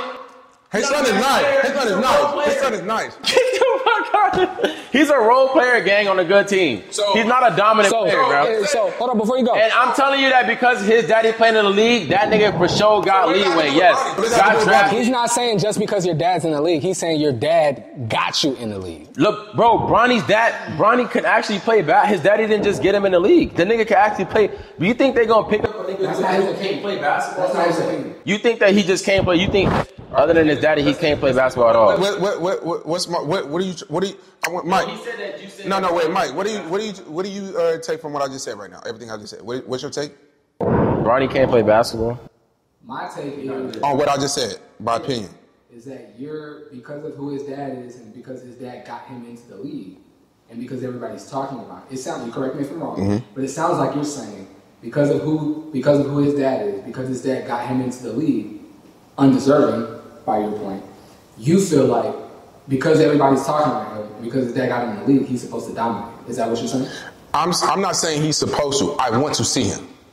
And I'm saying if he does not. You are saying he's supposed to. No, I'm not. I literally, how you gonna say I just said? How you say? Oh my God. Dion, I literally just said, I don't think he's supposed to. He said, like, you are. What were you about to say after that? You didn't let me finish. You didn't let me finish before I get it out. You didn't let me. That's what I'm saying. Well, you didn't let me finish. You didn't let me finish. Nigga, you didn't let me finish before. Go ahead. If he don't, what? What happens if he don't Can you say dominate? this so I get back to what I just said, Mike? You said I said I don't think he's supposed to. I want him. And I said it sounds like based on what you're saying who his dad is and how his dad got him to the league, you expecting him to dominate. I want to see him. That's my expectation as Bronny. That's my expectations of Bronny. Yes. Now only reason I say that now you're talking about like 50. Okay, now if we're gonna talk numbers, right, and all that shit, 55th. If you're a 55th pick, I don't know if you can like calculate that, but how long do normal over the years of the NBA do 55th picks stay in the league, right? Well, the average career of an NBA player is 4 years. Okay, so now you're saying like, hey, Bronny's in the league. So you're saying like the only reason he got to the league is to play with his dad? Oh, I'm cooking now. This year, yes. Oh, I'm cooking now. This year, I'm yes. confused. What are you saying? Cooking now. This year, yes. You good? You solid? This year, yes. So then after that, and he's in the league, then what? Bro, one of the reasons you can't, bro, the only reason why he got to the league this year was not because of his dad. Speaking about parents. It's speaking about parents and their, what they did in their relationships and things like that. What did your parents and their relationship kind of like teach you about relationships and like how you're going to like navigate relationships and everything? How did my parents? Let me read it verbatim. How did your parents' relationship affect the way you view relationships? I'll start. I was blessed to be able to, my parents are still married. And whenever I like having this conversation, I always say people like, my parents are still like madly in love, like still like hit each other with the Google eye, like not even like outside. I'd be on the couch watching a movie or like Family Feud or something. And they hit each other with the googly eyes. They still do date nights. And I'll be 36 this year. I think my parents been married 40 something years. And they still madly in love. And so what my parents taught me is love is real and that relationships will work. And so what they taught me about relationships is that there's going to be some compromise and there's going to be some give and take. But if there's real love in this relationship and in this scenario, then your love should be able to conquer anything. And also giving your partner the space that they need in any situation. Because like my parents, like, they both like came from like dysfunction. And so they decided in their relationship that we're not gonna have that. They both seemed like their parents fight their significant others and heated arguments that came to fights. And so my parents decided, like, I seen enough of that. It was traumatizing. I didn't like it. So the home that I'm creating, the family that I'm creating, we're never going to have any of that. We're not going to be yelling at each other. We definitely not going to get physical with each other. Like, I've never even seen my parents argue. Never one time. I know they have. They've been together 40-some years, like over that if you count the time they was dating. Of course they argue. They could be arguing now. For all I know, I'm here potting. But I've never one time seen my parents argue. So what I've learned from my parents is that there's going to be some compromise and that you also have to give the other person the space that they need to navigate whatever they need to navigate. That's what my parents taught me. Shit, my parents ain't really teach me shit about no relationships. Or even if maybe their dysfunction might have taught you what not to do. Oh, okay, their dysfunction. With all due respect, I don't know if it is. Respect both of my parents. They did what they had to do for the kids. Yeah. They did what they had to do for themselves. So it ain't about them. But me speaking as a grown man, like what they told not to do shit. On some real shit, my dad, you have to have grace into understanding how to meet your lady, your woman, your female emotionally. which my dad ain't never did type shit. You know what I'm saying? With my mom. Like, my mom was emotionally frantic person. She get frantic emotionally because she ain't found that solace within her man. You get what I'm saying? Mm-hmm. And then same thing with my mom, though. You have to learn that you have to be your man's peace. You get what I'm saying? So what I learned from that is like, you know, when your shorty is emotionally frantic, you gotta either tell yourself you want to deal with that or not. You get what I'm saying? That's like with my girl right now. I like early on, I used to tell her like certain little emotional traumas that she had. I would tell her like, yo, I'm not dealing with that. Either you learn how to get over that and figure it out, or I can't keep meeting you on these little temper tantrums and keep coming down and trying to figure out why you got these emotional triggers if you're not trying to figure it out yourself. You get what I'm saying? Like, the first time we could talk about it, I see why this happened, this why it's happened. If you're blaming me for this and I see no wrong in my doings, I'm not gonna deal with that. And the reason why, from learning from my parents, is because all we're gonna do is argue our whole life. Now, I'm not about to argue, feel what I'm saying? I'm not about to argue because you come in the house because you thinking I'm doing something wrong and I ain't doing nothing wrong. You get what I'm saying? Mm-hmm. So that's what I learned from my parents is like, from the man perspective, you have to find common ground between you and your woman's emotions, and the woman has to find common ground on learning how to be at peace or be peace for your man. So I just recently came into conclusion like, I'm willing. I used to like fight this perspective of taking care of a woman financially, like, you know what I mean, being a man taking care of a woman 100% financially, if they're willing to do X, Y, and Z, the house, kids, and all that stuff. Because I used to be like, you're your own person. You need to be able to do things for yourself. But it makes sense to be the breadwinner as a man, so you can have control and lead the way you're supposed to. Because we live in a world where you need finances and you need to move financially. Like, you cannot live in this world comfortably, you feel me, financially. At least in America. You know what I'm saying? You get what I'm trying to say? Like, you need to have bread and be able to do X, Y, and Z for your household and for your woman. Like, I think that brings a lot of peace within the woman's emotions, where she's not frantic and want to fucking spiral out of control towards you. You know what I'm saying? And I think if you're a man, you know how to control that. Happy wife, happy life type shit. So I think that's one thing. Like, either women gonna have to stay down and come up with a man until he gets there and understand, like, he gets there and be, you know, like, hey, yo, you got X, Y, and Z to get there? Let's get there. You feel what I'm saying? But if you don't have enough to get there, or she doesn't want to be your piece while you get there, then she don't need to be there. You get what I'm saying? Mm-hmm. And you got to stand on that ground, because as a man, that's what I want. I feel like that's what all men want, is to be a leader. You don't want to. Type of man wants a woman to lead. You can't follow a woman in no relationship. Mm-hmm. But so I guess that's what I learned from my parents. It's like, women are naturally emotional, so you got to be able to put them in a situation where their emotions are good. Like, you don't have to worry. Like, hey, I know, hey, when she comes home, you know, everything's good. I don't got to worry about her being mad about anything I done did. You feel me? And then for the woman, too, be the peace, because the man wants to come home and relax and be chilling. So you just came home from work. She got the kids, you know, running around. You know what I mean? I think that's what I learned from because I think both my parents didn't have that. That's why they spiraled out of control a lot of times and like clashed, because they didn't have that for each other. So that's mine. I'll probably say like one thing I learned, or not one thing, but things that I learned from my parents, right? How I view relationships. My parents were like, I haven't seen my biological parents together.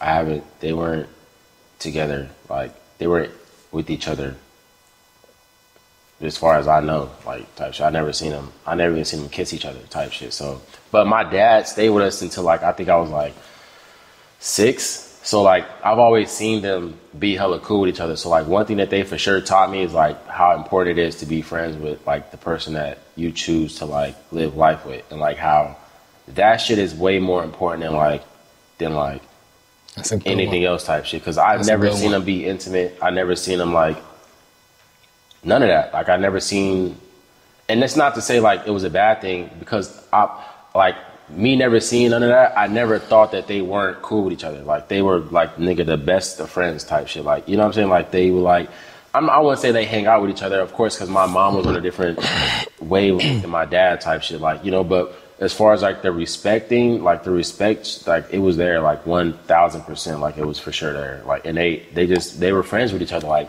whenever my dad needed her, she was there. Whenever she needed him, like he was there. So it was like, that's for sure one thing that they taught me, how to be like loyal without like any attachments. Well, of course they had 2 kids, but for them, it just made sense for it to be like that. It wasn't like, oh, we got kids, so we're going to try to make this work, but we don't like each other. Like, nah. One thing that they taught me for sure could be like how you could coexist and not necessarily be like together, but still make shit work. How important it is to be, how important the community is. Like, because my dad had his kids and my mom had her kids. So, yeah, for sure teaching me how important it is to like come together and make some shit work, for sure. Make something out of nothing, for sure, yeah. That's a good one. That's a good one. That's a really good one. I like that. Cool. Let's wrap it up. You have some free game for us tonight?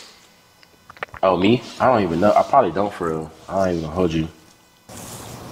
Do you have a Flix's favorite? You said a what? Oh, Flix's favorite? Let me hit my notes, make sure there ain't nothing here I wanted to talk about. Let me see.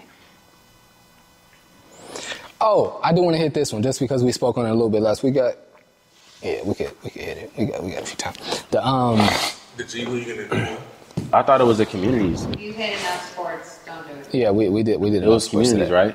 Well, okay, so we can do that one, or we can do the one like, what do your friends owe you off the, I'll bleep the names or cut this part out. We was talking about last week about like, you know, what your friends owe you, and like, it's like, oh, my friends is lit, nigga, I take all my friends. So I really wanted to talk about that because we spoke about it a lot, but I wasn't able to like bleep the names and make it where we could really get into it. Mm-hmm. So I wanted to talk about this week if y'all open to it. Okay. I bet. So what you feel like your friends. Let's hit both those last 2. All right, for sure. What you feel like your friends owe you? Like if like one of your friends is. Wait, can I? Well, I'm not trying to cut you off. Do your thing. Like I low key. Like that question low key feels loaded. That's why I'm like, I feel like it could be a better way, like. How? Because that's like a one-sided question. He already saying like they owe you something, which that's really what we're talking about, is if they do or don't owe you something. So what's a better way to get into it? I feel like a better way would be like. I feel like it ain't even a question to ask. That's what I'm saying. It's kind of like a hard. I don't know. I don't think there is a right way to really like. Answer that, 'cause now you to ask. Well, I did it that way because you said you was like, if that's my day one, that's my dog. I'm outside saying this is my best friend. Yes, I do owe him da da da da. If he's saying that too, though, that was my point. Sure. My point was if he's saying that too. Sure. Like, if he's saying that. If both parties are saying this is my best friend, the one that makes it. If I'm saying that's my homeboy, that's my day one, he been with me. I owe him something. What do you owe him? I owe him the fact that he should not. I owe him what I'm presenting myself to be, because I'm saying he is me. We are 2 in 1. Are we saying what we owe their friends if we make it, or what they owe us if they make it? Either way, if you're the lit friend, what do you owe your friends? If one of your friends is lit, what do they owe you? Sounds like kind of crazy. For me, just sounds like. Just to answer. Well, that's what you said last week. Well, how about what would you? If you made it, what would you? Bro, I'm using your words. But you said that last week.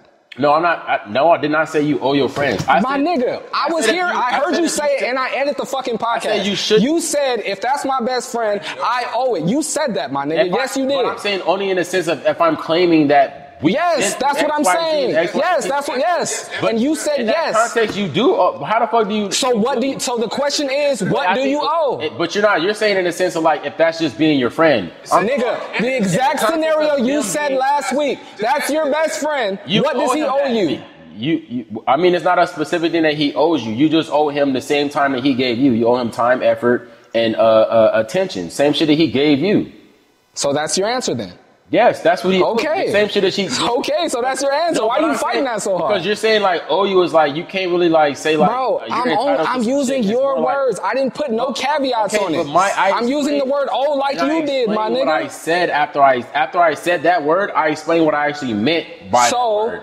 You explained it. So what does the friend owe? We're not splitting hairs here. I explained it to you. Okay. He owes you time, effort, and attention. Okay. The same shit you gave to him. Yeah. If I'm saying this is my homeboy and we day ones, I owe this nigga the same shit he's invested into me. It don't have to. Of course, it's not millions of dollars, because we don't have millions of dollars.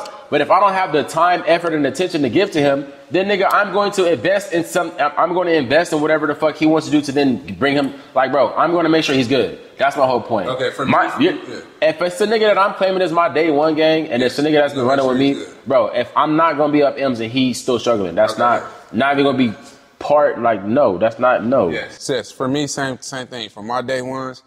And I'm making sure niggas is good. I'm making sure you got consistent money, and I'm making sure you can stand on your own 2 feet. Even if it's just signing checks, nigga, you gonna have consistent money. Just make sure these niggas is paid, and you gonna get paid. Like what? That's my day ones, and like they know it's good. My day ones know what's happening.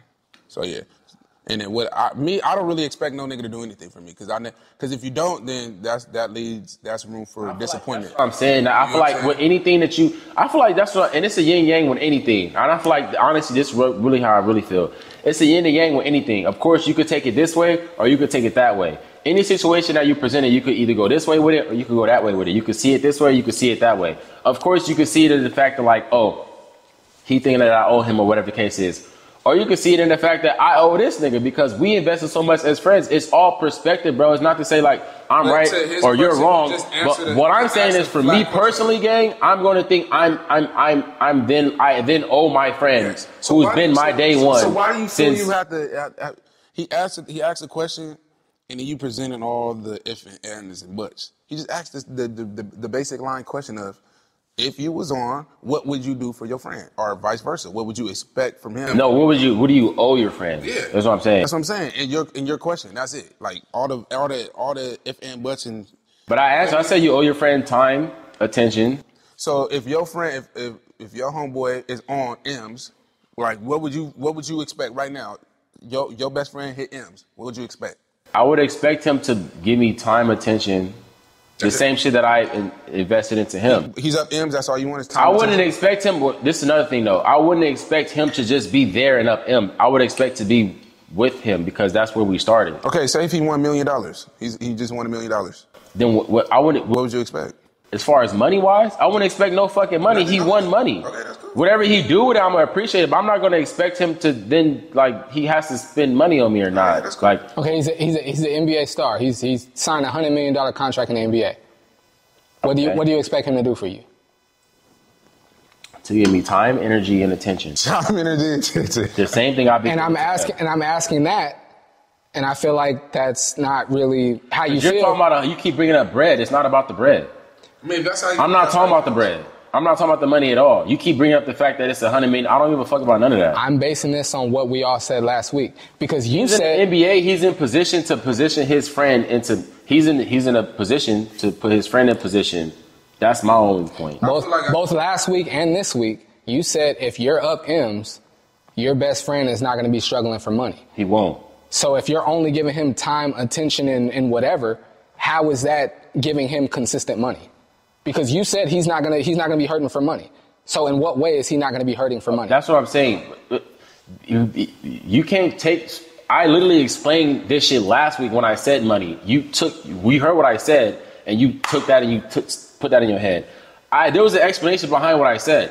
When I say money is because that's whatever he needs is what I'm going to then provide. If it is money, it is money. If it's this, then it's going to be that. It wasn't just the money. It wasn't that. I said that because that's what we were talking about. I'm saying as far as whatever he needs. This my man's. If I'm up, whatever he needs, he gonna have. If it's money, if it's for me to put him on to connect him with this, if it's for me to put him on my shit, if it's for me to like invest into his shit, whatever the fuck the case is, like I'm gonna make sure he's good and he's straight. Like that's what I meant, and that's what I explained last week. It wasn't like just the money shit or whatever. We were talking about money, so I said yes. Even in that case, I would then still look out for the nigga. It won't be because, oh, you ain't trying to get your own money. I ain't going, nah, but you got the drive, you got the ambition. Like, no, nigga. I was going to tell you this off camera, but I'm going to say it on camera. I only like nitpick at this because we're on a podcast, and what you do on a podcast is nitpick and fully flush out the topic. So I'm not saying this to like nail you down on something. Mm-hmm. I'm here to like for us to have the conversation. Yeah. Like you did explain it, but we didn't fully get into that topic last week, and we're here to fully get into it this week. So that's why I'm really nitpicking and asking. I am challenging you a little bit, but only to further have the conversation. I don't agree or disagree or whatever. Anytime I do that, for the record, it's just to expand the conversation for the podcast. For the record. All right. No, yeah, no. I wouldn't think that you're not. I was just saying, like, I've literally said the same shit last week. It's the same shit I'm saying this week. He should give him the same shit he was received, bro. Time, attention, effort, the same shit. He's an NBA superstar, $100 million contract, and he don't give you a dime, but he come kick it with you out your crib. I'm not jacking that shit, bro. I'm gonna tell that nigga move around. You just said. That's exactly why I asked the question. That's what I'm saying, bro. Wait. That's exactly why I asked the question. You feeling me? That's what I'm saying, bro. What am I saying that's different than what I said last? What am I saying that's different? You just said two different things. You just answered that, and then you just answered it earlier, talking about just time. You said a nigga only owe you time, attention. You just said if he's not giving me that, will I feel away? No, I said if he's 100 M's up and he's just only giving you time, so he comes to your crib, kicks with you. All right, then, bro, he gone. And you just said if he's on that type of time. Wait, so that's what I'm saying. That's you trying to put words in my mouth. When the fuck did I say coming to me, kicking it? All right, bro, What is time, energy, and attention? That's whatever I'm trying to do. So, like, for instance, if I see Mike is my homeboy and I'm up M's, Mike is on a podcast doing his shit, I'm gonna pull up on this podcast, spend time with you, let you know what you need to do for your shit. You need any bread with you, and whatever avenue he's doing. Nigga, I'm not talking about just some pity patty, we on the porch, just, nigga, no. I'm saying in a sense of like, knowing your people. That's what I'm saying. I put an umbrella on this shit because it covers everything. I'm not specific. I didn't say no specific words. Of course, I didn't bring up, you said time, energy, and attention. Nigga, of course, I didn't bring up the fact if your homie got a fish business, you going to invest in your homeboy fish business. But if you do, that's effort. And if you pull up to your homeboy fish business and shoot a video, that's time. That's what I'm saying, though. That's what I mean as far as like time, effort. When I'm saying, we could bleep it out if you want to. When I say time, effort, and attention, that comes with working out, pulling up to the nigga, waking up early in the morning to go work out, to stay in the gym and rebound. That's time, effort, and attention. Okay. That's what I mean by time, effort. I'm not saying just pulling up and hanging out with the nigga. You do that shit regularly. You do that shit with strangers, nigga. I'm talking about the people that you. That wasn't the question, though. That was my answer, my nigga. What? You trying to tell me what my answer was? I'm telling you. I'm saying what the question was. My answer was. I'm not talking about your answer. I'm saying so your question. The question is, your homie is 100 M's. Please don't change it, the goalposts. Your homie's up 100 M's. Your answer is, what he owes you is just time, energy, and attention. That's what you're saying. That's your answer? We don't have to argue with? Let him finish. He just said no. I'm kind of with you now, but let him finish. My answer is no. Let him cook. He answered the question. Your homie is up 100 M's. At first you said he owes you time, energy, and attention. So now if you're saying no, okay. Now, I feel like y'all be trying to put words in my mouth. Let's not argue. No. I'm not arguing. I just think y'all really try to put words in my mouth. He's correcting it now. Y'all move the goalpost like a motherfucker. Pause. He's taking the words out your mouth now. Pause. Go ahead. Pause. Let's just answer it. Your homie's up 100 M's. Your day one homie. And y'all keep moving the goal. Go ahead, bro. No. Your day one homie. And what do you expect him to give you? And this is your day one homie, like you're not gonna be thinking anything in your head. Hey, are you done? I'm gonna answer the question. Okay, so to briefly answer your question, this is not my full answer, but I'm gonna briefly answer your question. I think he should give him whatever it is that he invested into his friend, right? With the whole and situation, right? Wasn't up hella bread to invest in. To get to the NBA. All he could invest into was time, attention, and energy. Right? Yes or no? Right? Yes. All he could invest into was time, energy, and attention. So you're saying that's all? That's what you would expect if you. That's all you would expect from and what you're doing, because gave him time, energy, and attention into what he wanted to do, which is become an NBA player.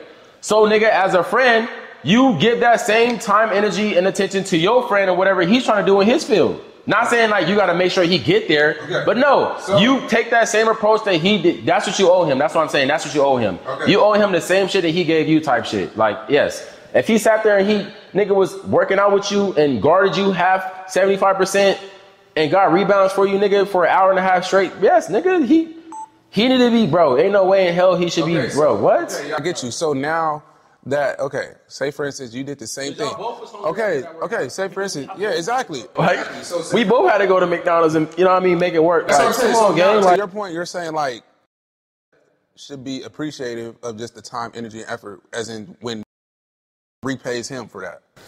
no, I think that as and this is the problem that I still struggle with to this day. Like, my idea of giving back, right, necessarily isn't what like somebody else needs. Yeah, but just answer the question. So, what was your question? Like, as far as you think that is, I think that he is doing that, yes. But I don't think he's doing it in a sense of like being like intentional with niggas. I know, like, but I'm saying, so you're saying should be boo like nigga. Should be boo, yeah. I think it should be. The fact that he's his nigga, bro. Yes, bro. He should be, bro. What that, bro? He should for sure be boo. Should be boo as in like he shouldn't look at him for like no bread. Oh no, not. I'm not saying because the only reason why bread obviously falls into the category when I talk about it, right? I'm just not making it just about that. I think because him just every time reach out to and just like, all right, how much you need, and just send them a check. I don't think we'll be jacking that shit because it is still to be like, nigga, you just sending me bread whenever I need it, but you're not really like my nigga for sure. And I like we nigga, we lock you my nigga like type shit. You know what I mean? Fuck the money you send me every week because I asked you for it, nigga. You my nigga type shit. So that's how I'm thinking about it. So I would think that, nigga, you would want your nigga to like give you that same shit that you gave, that investment that you gave him, like that same undivided attention, that same shit that you gave him is what I would assume that he would at least like attempt to give you in your venture, whatever the fuck that you want to do. If you my mans and I'm up M's, yes, I'm a want to want to do that for you type shit. Yeah. Yeah, like me personally, if I'm up M's, like me personally, for real shit, to avoid disappointment, I wouldn't expect anything from the homie. But if he's up M's, yeah, maybe the expectation is a bad word to use, but I would for sure look at him different. Like, I would look at him different if I'm and he ain't do that. I for sure would be like, all right, so like you just gonna like forget about niggas is crazy. If I'm up with all this money, M's. Listen, hear me out. Yes, M's. I've grown up with you and I know you. So before I give you 100,000, I'm gonna give you 50 and see what you do with it. I said invest. I didn't say give it to him. Invest. Either way. That's not the same shit. Okay, but I give you 50 bands and you can do what you want with it. He hasn't done that. He's given less than 50 bands. Bro. we don't know. You based off of what you're saying, you said 5,000 handful of times. Okay. That's not 50 bands. Okay. So if I know my bro and I feel in my heart he's not gonna do right by this money, and I want to give him 50, you don't give him the money. All right, bro. You don't give him the money. So what do I do? Set up the business. You hire somebody who can run it. No, you don't. That's throwing your money away. That's throwing your money. No, the fuck it's not. No, bro. How the fuck is that giving? How the fuck is that throwing your money away? No. If all he got to do is sign. If I don't think you're a good steward over this money, I'm not giving it to you, bro. If I want to give you 50. And I don't think you're going to do right by it, I'm going to test you with 10. I give you this 10 and you do right by it, I'm not giving you 50, my nigga. That's like telling a fish to climb. Why the fuck would you test the fish on how fast they can climb? They can't climb, they swim. You know how your friend is. Why the fuck you testing him on how he handle money and you know the nigga can't handle money? So why give him money if I know? You put the nigga in position to just collect the check. Now all you gotta do is Dion. Dion, it's not about the money. That shit happens. It's not about the money. Sign these checks to these niggas, make sure they get paid and you get paid. Literally, that's all you gotta do. That's it. Nothing else. So, you can do that when you up M's, my nigga. That happens, bro. If I'm putting you over this, if I don't think you're a good steward over this, you're not going to do right by it. I'm not going to give it to you. Like, you don't know how to write a check, nigga? Bro, listen. Why am I writing a check? Why do you deserve nigga? Why do you deserve that? My nigga, you're my man's is crazy as fuck. If you my man's, gang. I'm over here working for everything I got. I'm supposed to hand you some shit? My nigga, it's not about the fact that you didn't. I get what you're saying. If you're speaking for this nigga's bugging. If you're hit, bro, if that's your man's, bro, he was there for you when you ain't had shit. When you was still working for your shit. So how the fuck all of a sudden when you get your shit, you gonna be like, oh well, nigga, you wasn't working because you gonna trick it off. And you wasn't working it, nigga. Then I'm gonna put you in a position where you can't trick it off. Only thing you can do, Bro, so I get you. Hold on, wait. as long as Cam has good intentions, it won't trick off. He has to literally be out for me for this shit to not work out type shit. So that happens, my nigga. Like, you can put niggas. Take care of a grown man is what he's saying. Pretty much. You're not, bro. Take care of a grown man. What you're saying? Listen. What you're saying is like you're gonna give X a. Like, you're going to be like, hey, look, this all you got to do, and it's easy. You ain't got to, ain't no way you can fuck it up. Okay, that's it. Ain't no way you can fuck it up. All you got to do is X, Y, Z. Ain't no way you can fuck this up. This is a check. So basically something like, you know, hey, I build Wait, that bothers you to put a nigga in a position like that? That shit is crazy. When you up M's, that'll bother you. No, he's saying like if you That'll bother you to put a nigga in a position where all he got to do is sign. Not just not just any nigga. Yo, day one nigga that you claim is your day one nigga. I'm not taking care of no grown man. No. I'm saying if you fuck who you say he fucked up the bag, whatever the case is. Some niggas have you're not gonna put your nigga in position. Some niggas have homies like that will fuck shit up or like won't take. They won't fuck it up, but they won't like follow through with it. Of course, if I had a homie, bro, this is what I'm saying. If I had a homie, right? If I had a homie who was like who thought he was a motherfucking chef or whatever the fuck the case is, right? And I'm like, cool, you could go ahead and do your little chef shit. That's cool. Whatever the case is, cool, do that, right? There's this fucking agency, sports agency that I'm running, right? Because I'm up M, sports agency that I'm running. I need you to be the CEO of that shit. Just sign the checks, make sure they doing their jobs, You can still, on your side, with that money that you make from that check, do whatever the hell you want to do with your chef cooking shit, do all that. But nigga, you gonna have this check. I'm gonna set you up to make sure that you good because you my nigga. And you're not going to be out here when it comes to money looking for bread. So this how you going to get your bread. Whatever you do with that is whatever you do with that. But nigga, I'm going to set you up to make sure you straight. You giving your best friend an allowance. My nigga, I'm giving my parents an allowance. Everybody that I love, my parents is different. You said best friend, like that's not somebody that you love. That's somebody that you didn't grow up with. That's somebody that's not your day one. My best friend's not getting an allowance. That's what I'm saying. So basically you're saying you wouldn't, and you saying you wouldn't, and you saying you would. Why wouldn't you though? Why wouldn't I what? But you'll sit there and say that's your best friend. In the position like how he's saying. You'll tell a nigga that's your best friend, but you won't put him in position. Let him explain. Why wouldn't you do that? I'm not finna set nothing up to where all my friend got to do is sign it and he gets paid. No, bro. So that's your best friend. Would you do it for your mom or your dad or your parent, your sister, brother? That's somebody you love. Wait, so you don't love your best friend? Yeah. I don't love you the way I love my parents. What are you saying? Yo, day one best. Do you have a day one best friend? Do you have one? Do I have a best friend? A day one best friend? Yes. One that you would, like, for sure. Yeah. If you were up M's, you wouldn't look out for that friend at all. You'd be like, oh, well, you my homeboy. And if anybody asks. Would you look out for him? You wouldn't look out at all. I would look out for him. That's my only point. No, okay, but what? He said what? I would find something that he's passionate about and good at, and that he actually has to work. Yeah, I'm not gonna set nothing up to where all you gotta do is sign a check and you get paid, bro. I'm not taking everybody who's passionate about something is actually good at the same shit. That's rare. So we're gonna find something. I'm not, bro. I don't think nothing's wrong. Not 80% of people that's on this planet, what they're passionate about, they're not good at. I don't think nothing's wrong. So what are you talking about, I don't think there's nothing wrong with like setting your homie up to do a little something and he getting paid, and it's not taking nothing from you. You feel what I'm saying? If it's that situation, it's not taking nothing from you. It's not taking from you. If I open a at all. If it's that situation, I'm gonna pay you to be next to me. Be next, make sure I ain't got to deal. Like when people want to come and sign autographs, but hey, Flicks don't want to sign the autographs right now. That's selfish as fuck. What if that nigga passion is to go into cooking? Now he got to follow you to fuck around and not really go into his passion of cooking. If he's not going to sustain it on his own, I'm not giving it to him. This nigga's not a good friend, Gay. I'm sorry, Gay. You're not. I'm gonna blow my money. No, hold on. I'm gonna blow my money. Hold on. I'm gonna blow my money on my friend who can't sustain it. We just say there was nothing to you. We didn't say blow your money. We just said there's nothing to you to give 100,000. You up M's. It's nothing to give 100,000.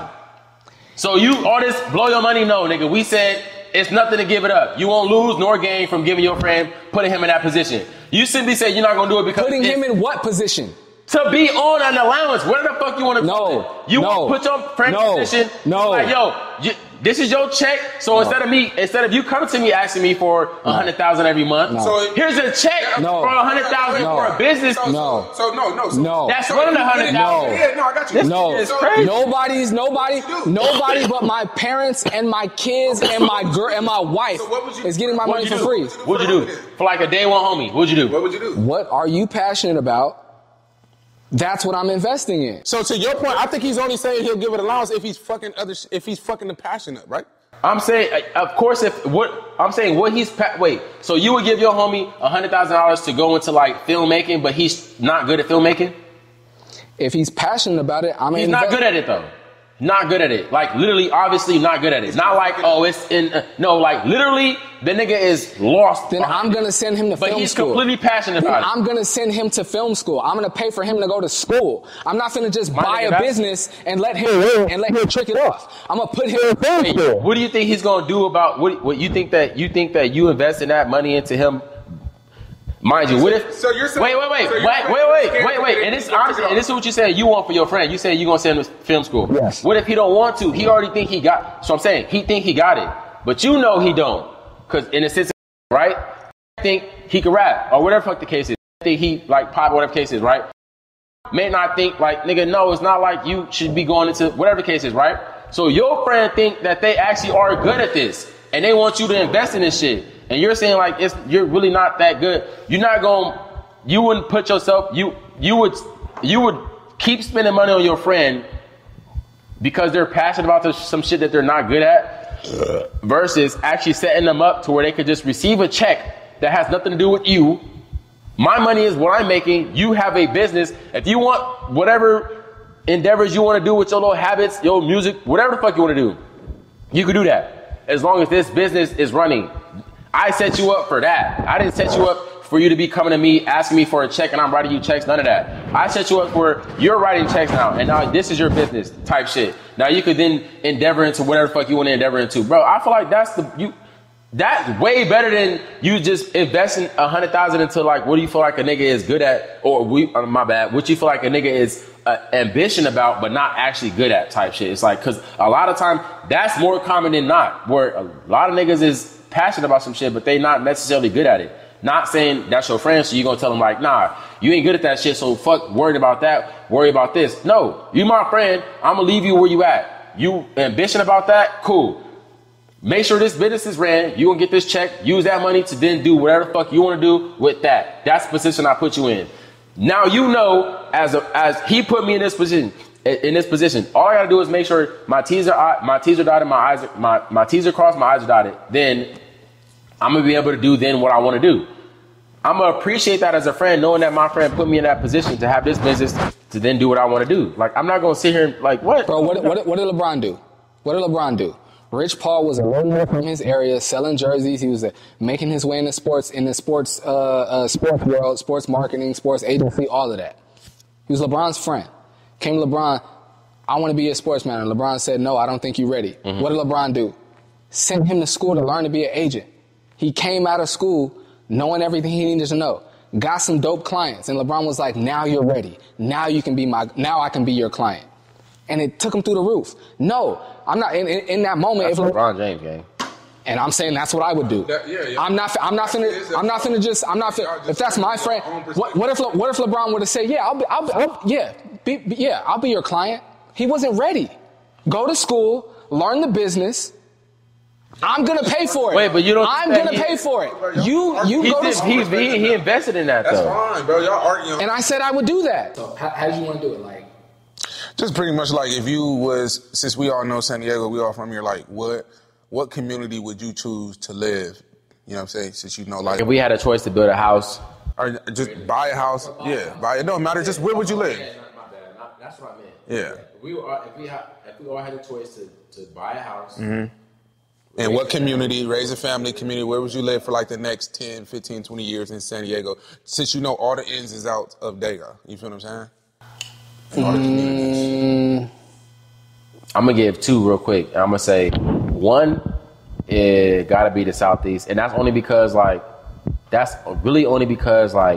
character that it'll build in you. I think it'll build in like my family and my kids, like my wife included. So, yeah, I think that it'll build a lot of character. So I would say Southeast, but if I'm being bougie, I'm for sure gonna say Old Town, bro. Have y'all niggas been to Old Town and the hills in Old Town? Yep. Bro, that shit, I'm getting chills right now, bro. I went there for the first time like 2 weeks ago. Nigga, mind blown. Those generational houses, bro, that shit is crazy up there, bro. And like from every house, you can see the whole skyline. It's not like it's off in the distance and like, oh, that's downtown.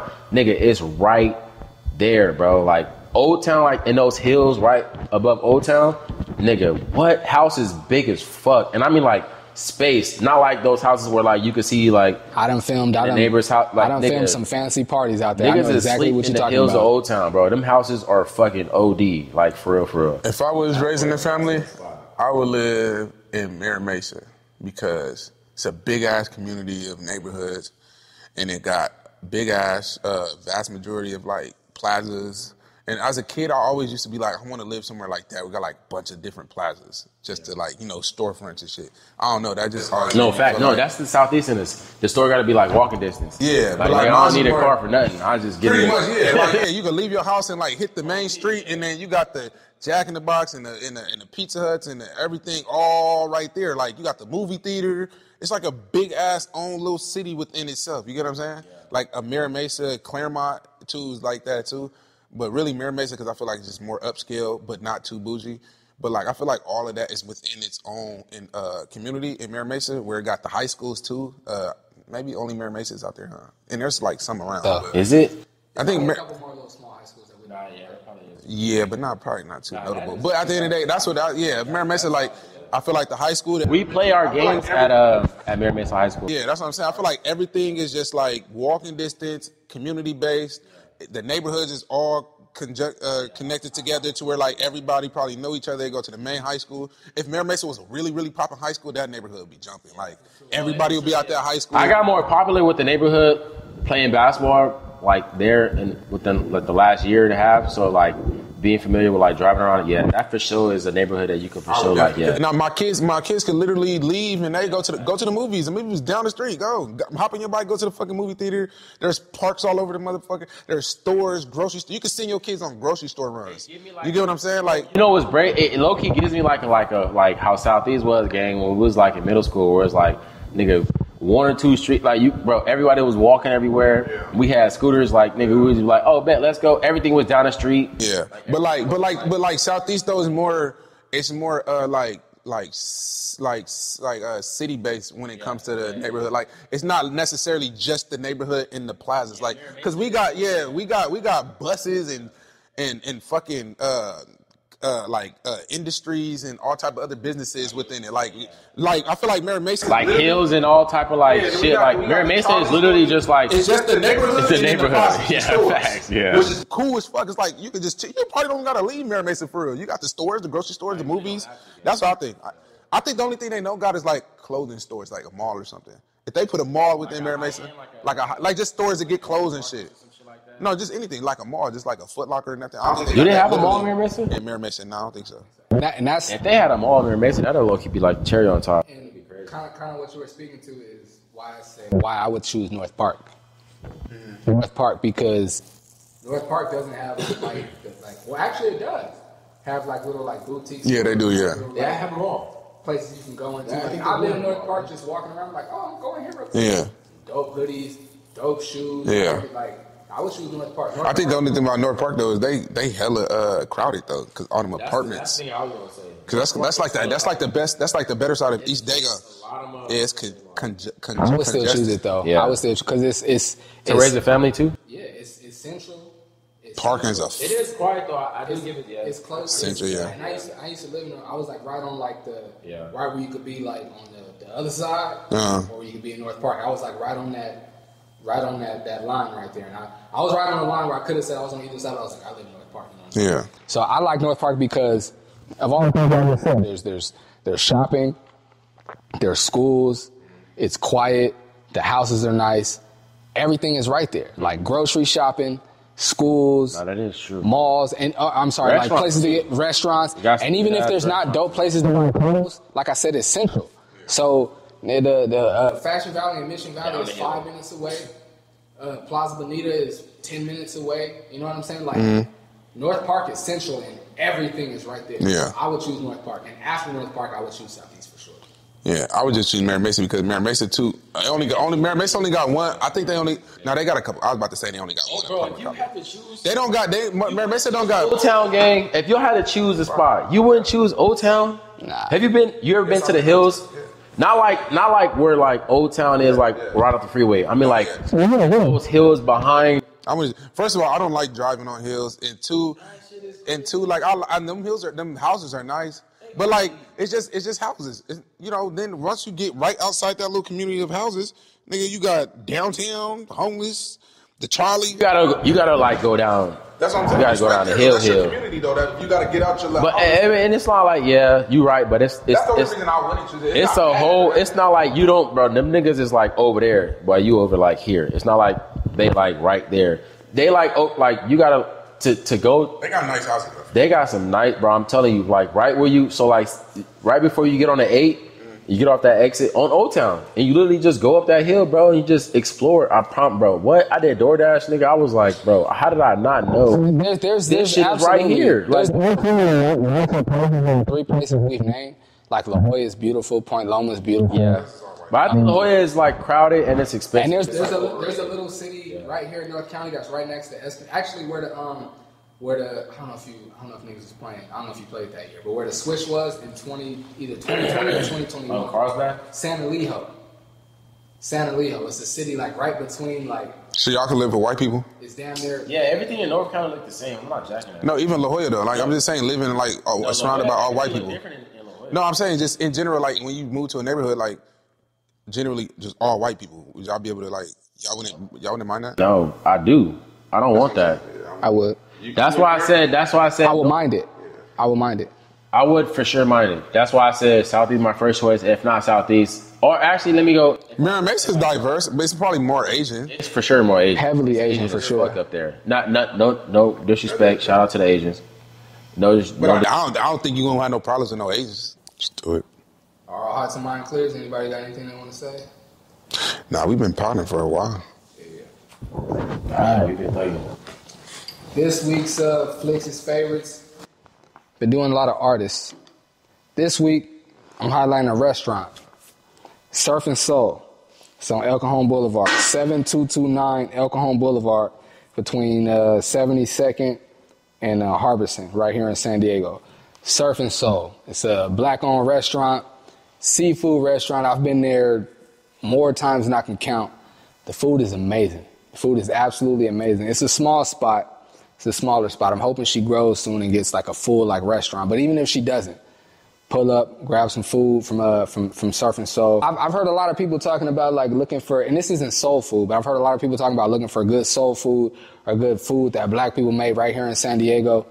Look no further than Surf and Soul, man. Like I said, right there on El Cajon Boulevard.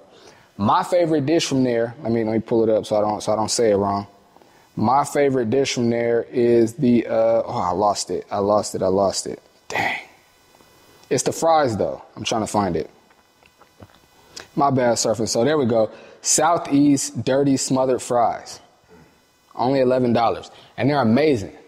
The smothered fries, Southeast Smothered Fries, that's Surf and Soul, is amazing. But all the food there is amazing. I've had catfish from there. I've had several dishes from there. I can't name them all. I could go through the menu and name off all their dishes. But I've had several dishes from there. I took my parents there. I told my brother and his wife to pull up there. I've got nothing but good reviews from anybody I've seen there, anybody I've ever seen post on social media about Surf and Soul. Everybody loves the food, man. So pull up to Surf and Soul, grab you a plate, grab anything there.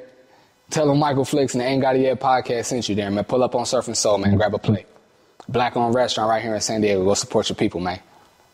Facts. And on that note, hold it down. On that note, we're going to get on up out of here, man. You want to take us out? Dion took us out last week. You want to take us out this week? Hey, man. It's another episode. Hey, man. It's another episode of Ain't Got It Yet podcast. It's your boy, Southeast. It's your boy, ISO Don, a.k.a. Dreshy Jackson, a.k.a. Al Sharp than a motherfucker. You feel me? Straight like that. And I'm Michael Flix. We appreciate y'all tapping into another episode of the Ain't Got It Yet podcast. Till next time. Take care. We outro. Shout out Pink Flamingo.